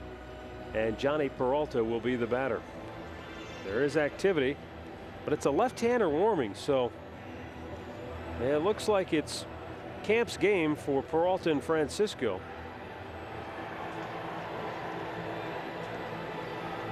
Well, the Indians only have one other left-handed hitter in there, and that's Chu coming up after Francisco. So, well, that's right. It's Jesse Carlson. I don't think it matters here. He's gift wrapped it for him with back-to-back walks after England made a nice play to start the inning. So they're lucky that he made that play. Yep.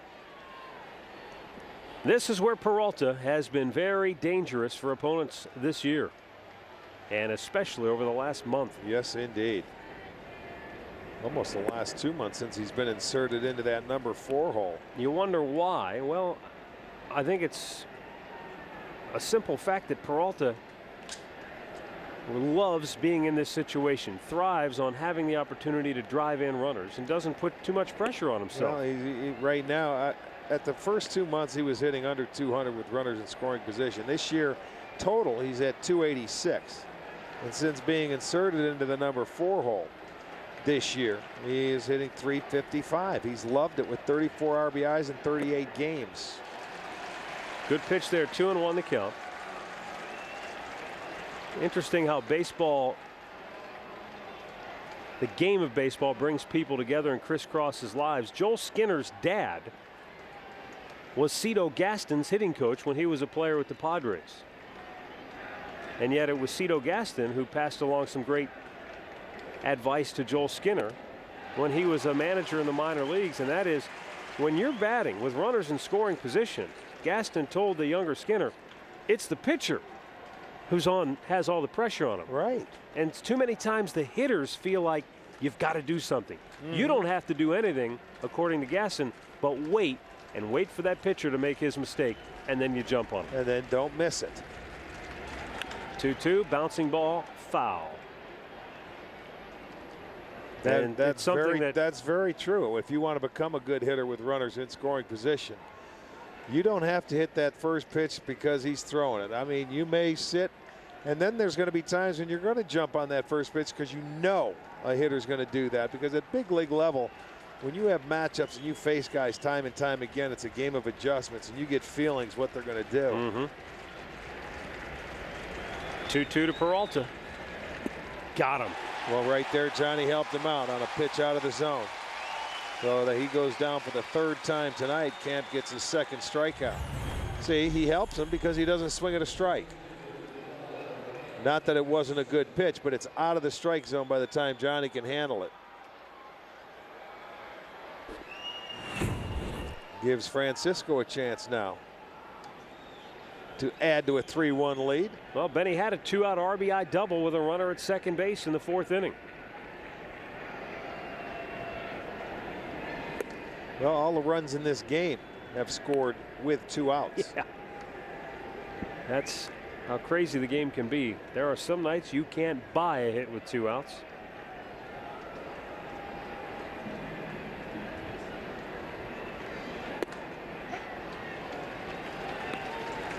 One thing I've noticed about Camp here, with 2 outs, he has gone to the outside part of the plate almost exclusively. Yeah, he's going to make you go the other way to beat him. It's a pretty wise pitching decision. He has good stuff. Throws 3 different pitches. And when he misses, he's missed away as well. And we know Francisco's strength is middle in, pull the baseball, but you wonder if what he's seeing here will cause him to maybe try to go to the opposite field. We've seen him do that on a few occasions. Again, he goes to the outside and just missed that corner. 3-1.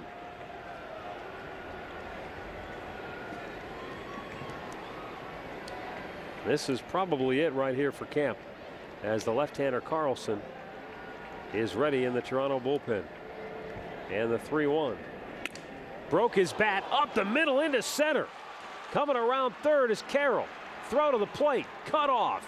Indians tack on a run. It's now 4-1 as Francisco gets a broken bat RBI single, his second run batted into the night.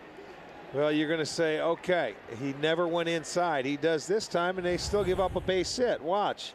They wanted it down and away, and that ball bleeds back out over the plate. He made a decent pitch, but you know what? It ends up hurting him because the broken bat, and the ball gets up the middle, so another run scoring with 2 outs, and that's going to do it for Sean Camp. He could not get out of it. It's his own fault because he walked the 2 hitters in the inning before he gave up the Francisco single.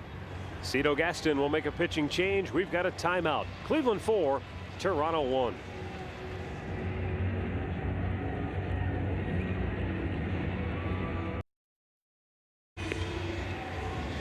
4-1, Indians lead it. They've got runners at the corners with 2 down here in the 8th. The new Toronto pitcher is left-hander Jesse Carlson, coming on for the 51st time this year. Well, he's a thin guy, isn't he? He doesn't fill that uniform out very well. 44 punch-outs, though, in his 42 1/3 innings, coming on to try and get this 3rd out of the inning. Lefty on lefty. Chu 2 for 3 tonight. They list him at 6'1" and 160 pounds. Chu ropes one down the right field line. Coming around third is Shopik. He will score.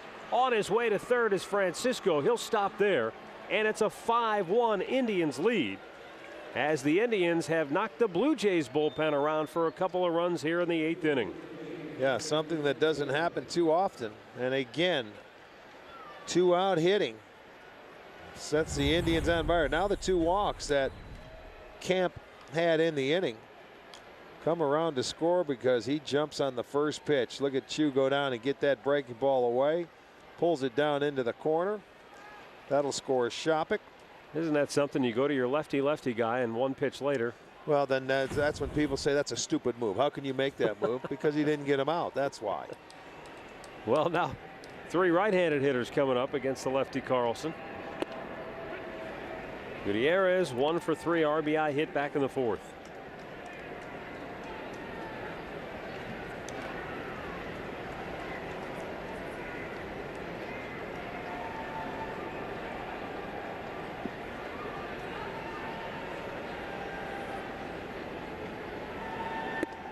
Good pitch in for a strike.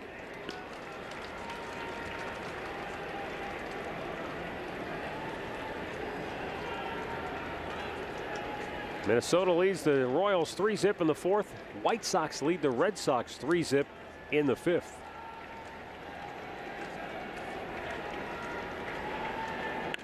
Gutierrez a bouncer to 3rd. Roland goes the short way, and the inning is over. But the Indians get 2 more. Middle of the 8th. They now lead it 5-1.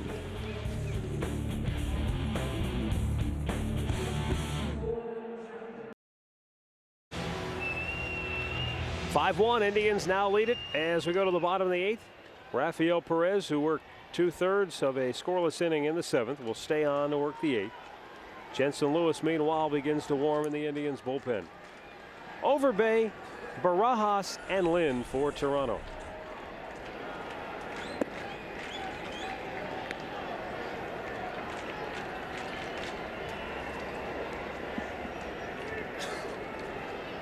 Overbay 1 for 3. He singled back in the 2nd inning.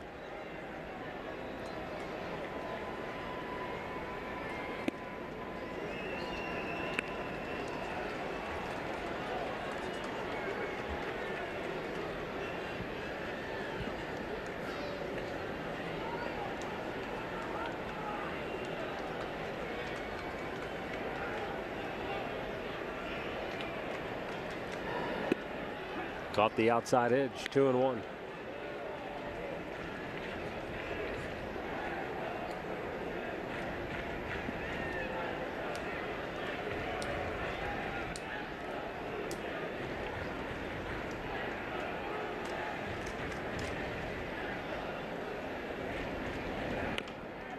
That's going to go foul. 2-2.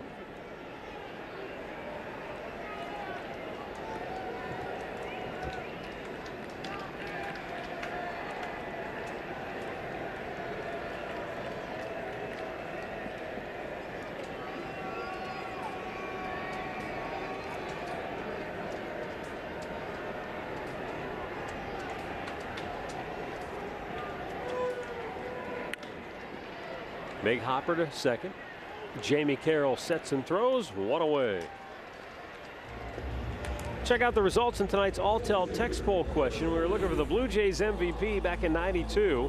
38% of you zeroing on Pat Borders, who would eventually don the Chief Wahoo and play for the Cleveland Indians at the end of his career. And everybody else in the league. Yeah, I think after the Indians, I think he went out to Seattle. Seattle, Minnesota. He played just about everywhere. But for one shining moment, he helped the Blue Jays win a world title.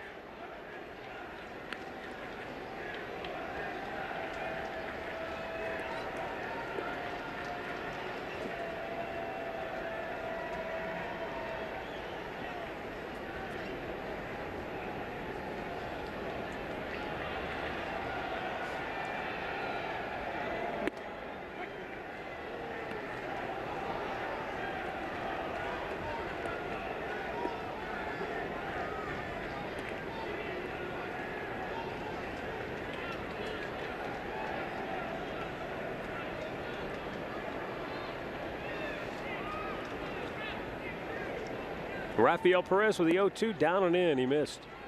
Of course, the following year was Joe Carter's moment in the sun when he was with the Blue Jays with his memorable walk-off World Series game-winning home run. Yes, indeed.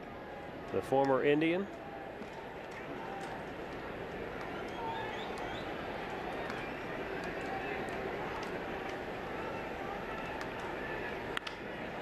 In the air, right center.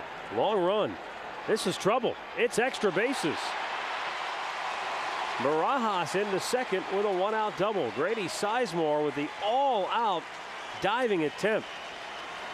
But Barajas hit that ball a long way to the opposite field, just beyond Sizemore's range. Well, he almost got there. I mean, he had to get on his horse, and he was about a foot away from catching this baseball. It just got down under his glove. And Barajas, a pretty good approach.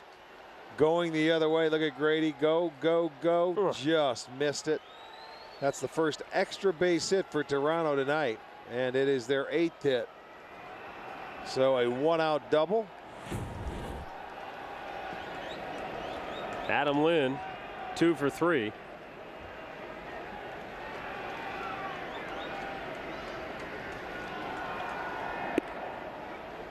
It doesn't matter that that ball was really crushed and hit hard.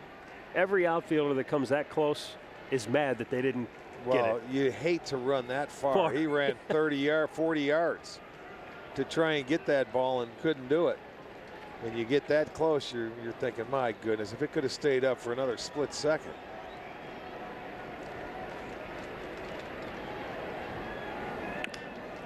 Bouncing ball. Peralta. Got him. 2 down. Barajas to third. Well, next May, Cleveland will host its first major golf championship in over a decade.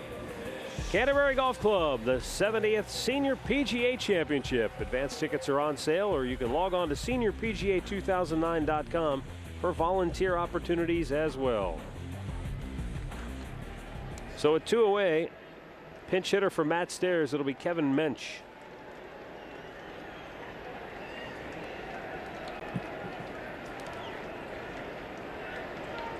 Former Texas Ranger.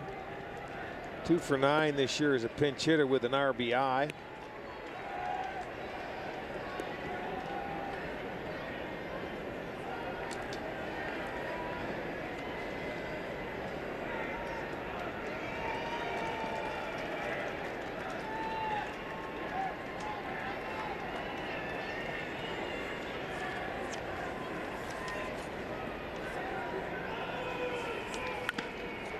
Foul third base side.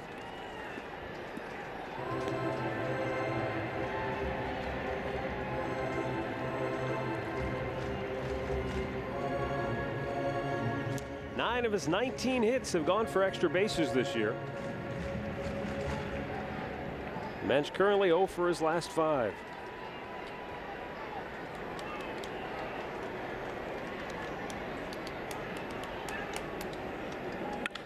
That's hit in the left, a base hit. That'll get a run home. Barajas scores.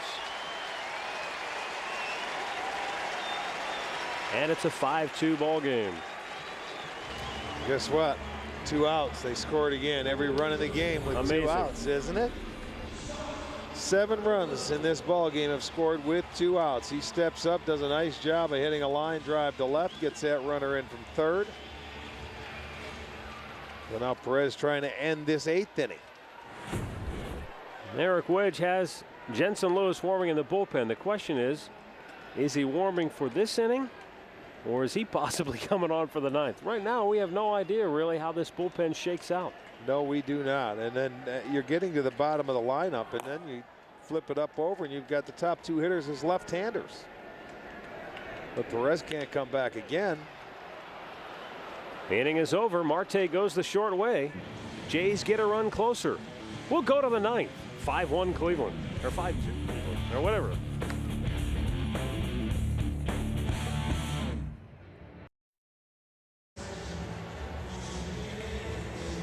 (5-2) Tribe, 9th inning. Here in Toronto at the Rogers Center. And for Toronto, they go back to their bullpen. Jason Frazier will come on. This guy, he can rush it up there and he can whiff them with the best. Well, when you look at Frazier this year in his 38th appearance, in his 34 1/3 innings, he has 35 strikeouts. But he's on a pretty good roll lately, striking out 32 batters over his last 29 innings. On to face Gonzalez, Marte, and Sizemore. Andy 0 for 2. Oh, what a stop by McDonald. And he got him. Holy smokes. A one-hot bullet up the middle. And Johnny Mack says no, no. You talk about full extension. That was a terrific. I thought that ball was by him. How he got that ball, I do not know. It was a big hop. And look, he gets to his feet as quick as anybody. That's not even a close play. I know. He makes it. It made it look very easy. That's not right. He just gets up to his knees, to his feet to make the throw. And in comes Gonzalez. Well, he couldn't believe it after he hit it. No. Now Andy Marte 0 for 2. Looks at the ball up high. I mean, you look at John McDonald, and as you said, he's not even 5'10", and yet he has got a strong arm. He's quick feet. He gets himself in throwing position. Marte in the air to center. Rios. 2 down. And that'll bring up Grady Sizemore, who is 0 for 4 tonight. I mean, back-to-back innings where Inglet and McDonald have taken hits away. I mean, that could start something. Those are leadoff guys. And they keep them off base with 2 terrific plays.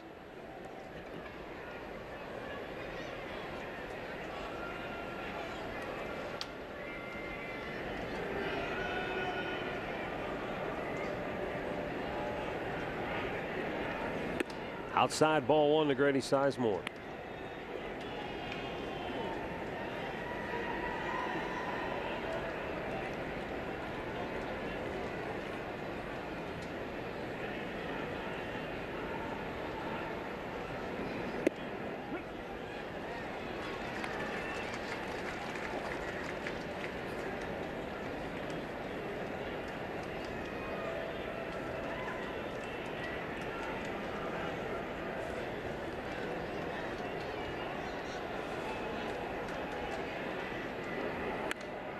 Back over the screen.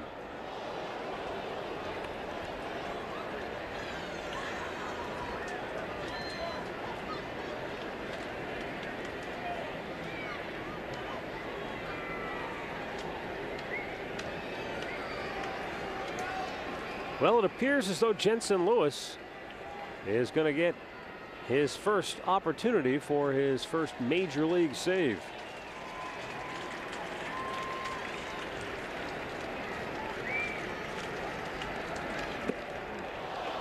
And Grady Sizemore got nicked on the foot, so he'll go to first. Of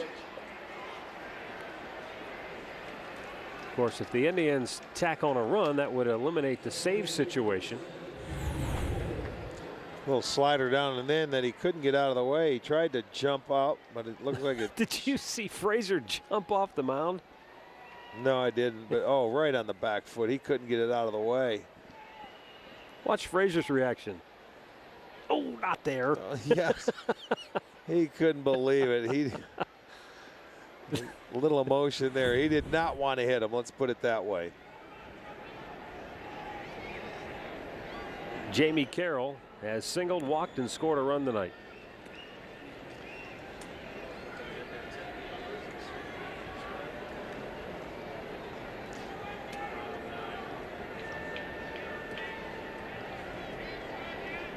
Again, Grady draws the throw.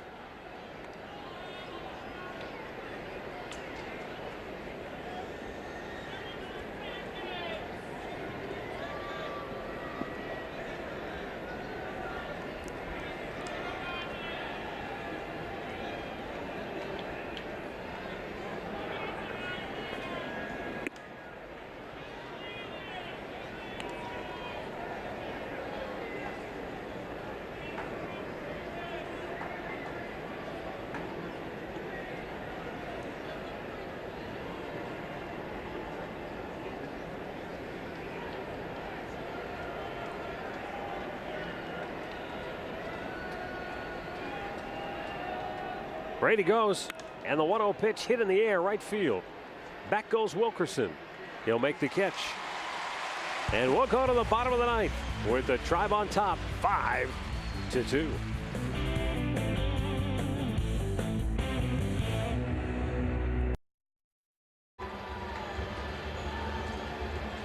So we go to the bottom of the ninth here in Toronto.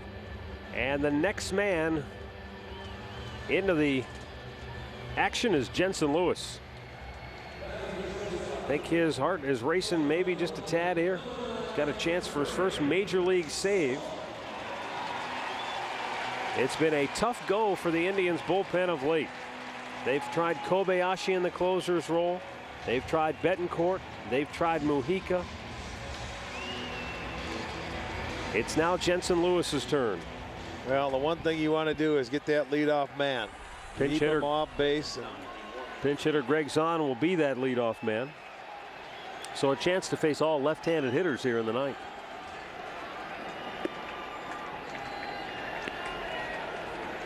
Zahn, England, and Wilkerson scheduled. They're all left-handed hitters. Zahn 0 for 3 as a pinch hitter.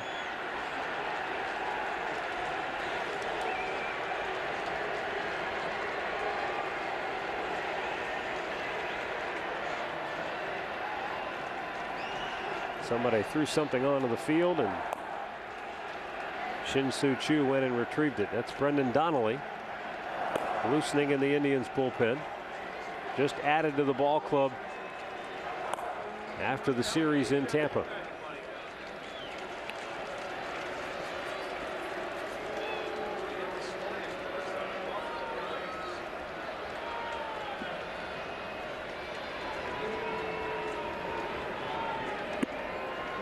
Up high, 2 balls and a strike.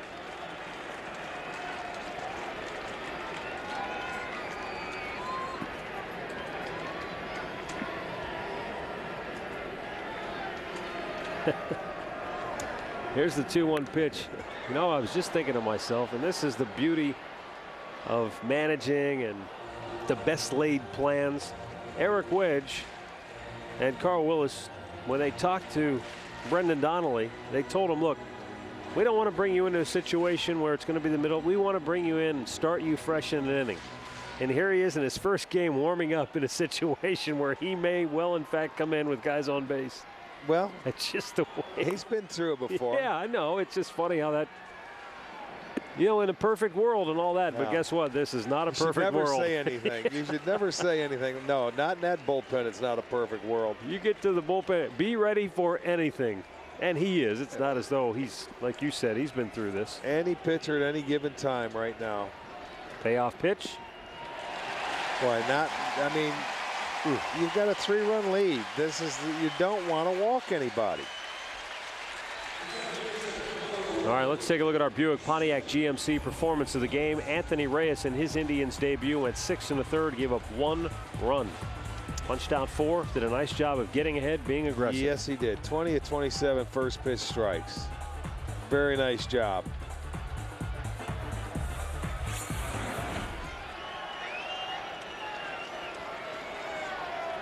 Joe England, 0 for 4 tonight. Jays need base runners, so you don't have to worry about him bunting here unless he's bunting for a hit. Well, the thing of it is, the way the bullpen's been going, once you get a runner aboard and you let it, then the attitude comes in, uh-oh, here we go again. You know, and you just cannot give free passes. If they hit their way on, it's one thing. You can't walk them. What do you think some of our viewers are thinking right now? I don't know. I can imagine a couple of cracked screens. Somebody's throwing something at the TV. That old "here we go again" thing is popping up in a lot of folks' mind, I'm sure. Well, it happens. I mean, it snowballs. That's why you've got to go out and be aggressive. I don't care. He's come right back and he's gone 0-2 to England. That one misses up high.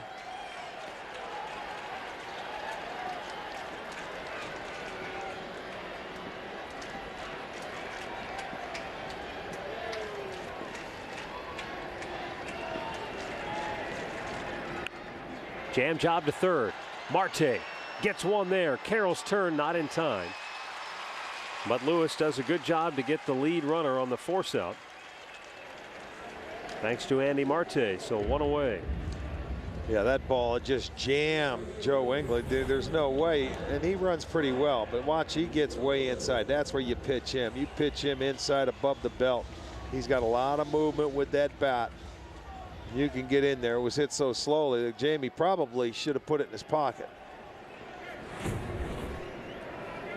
One out for Brad Wilkerson.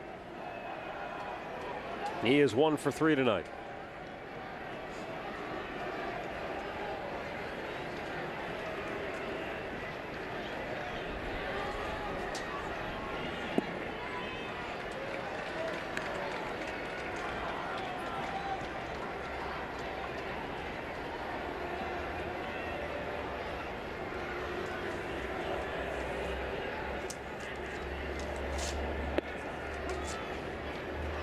Even up, ball and a strike.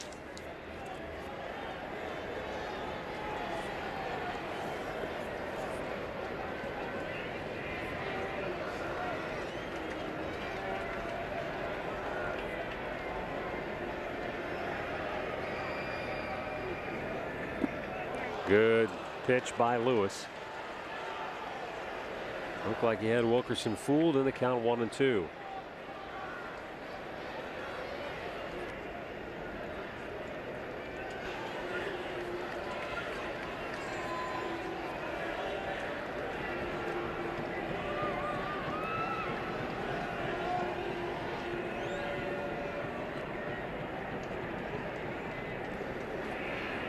Ground ball fielded by Carroll. Gets one there. Peralta will have to hold on to it, and wisely so.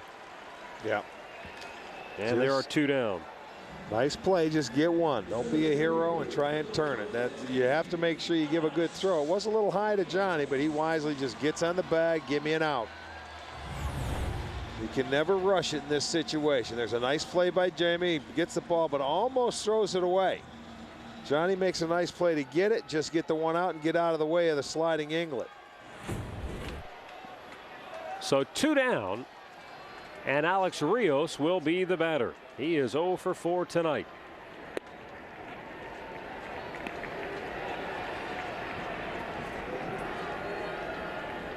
Jensen Lewis trying to nail it down here in the 9th for the Tribe.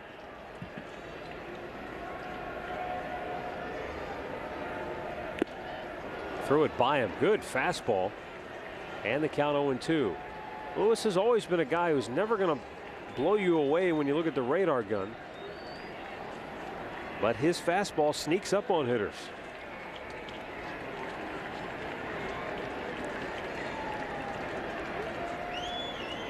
Shopik wants it up high, and it just missed. That ball was just a bit above the belt. That's okay. That wasn't. I don't know. They had to call that inside. That was not high. The runner took off, went down to second, but the Indians weren't even holding him.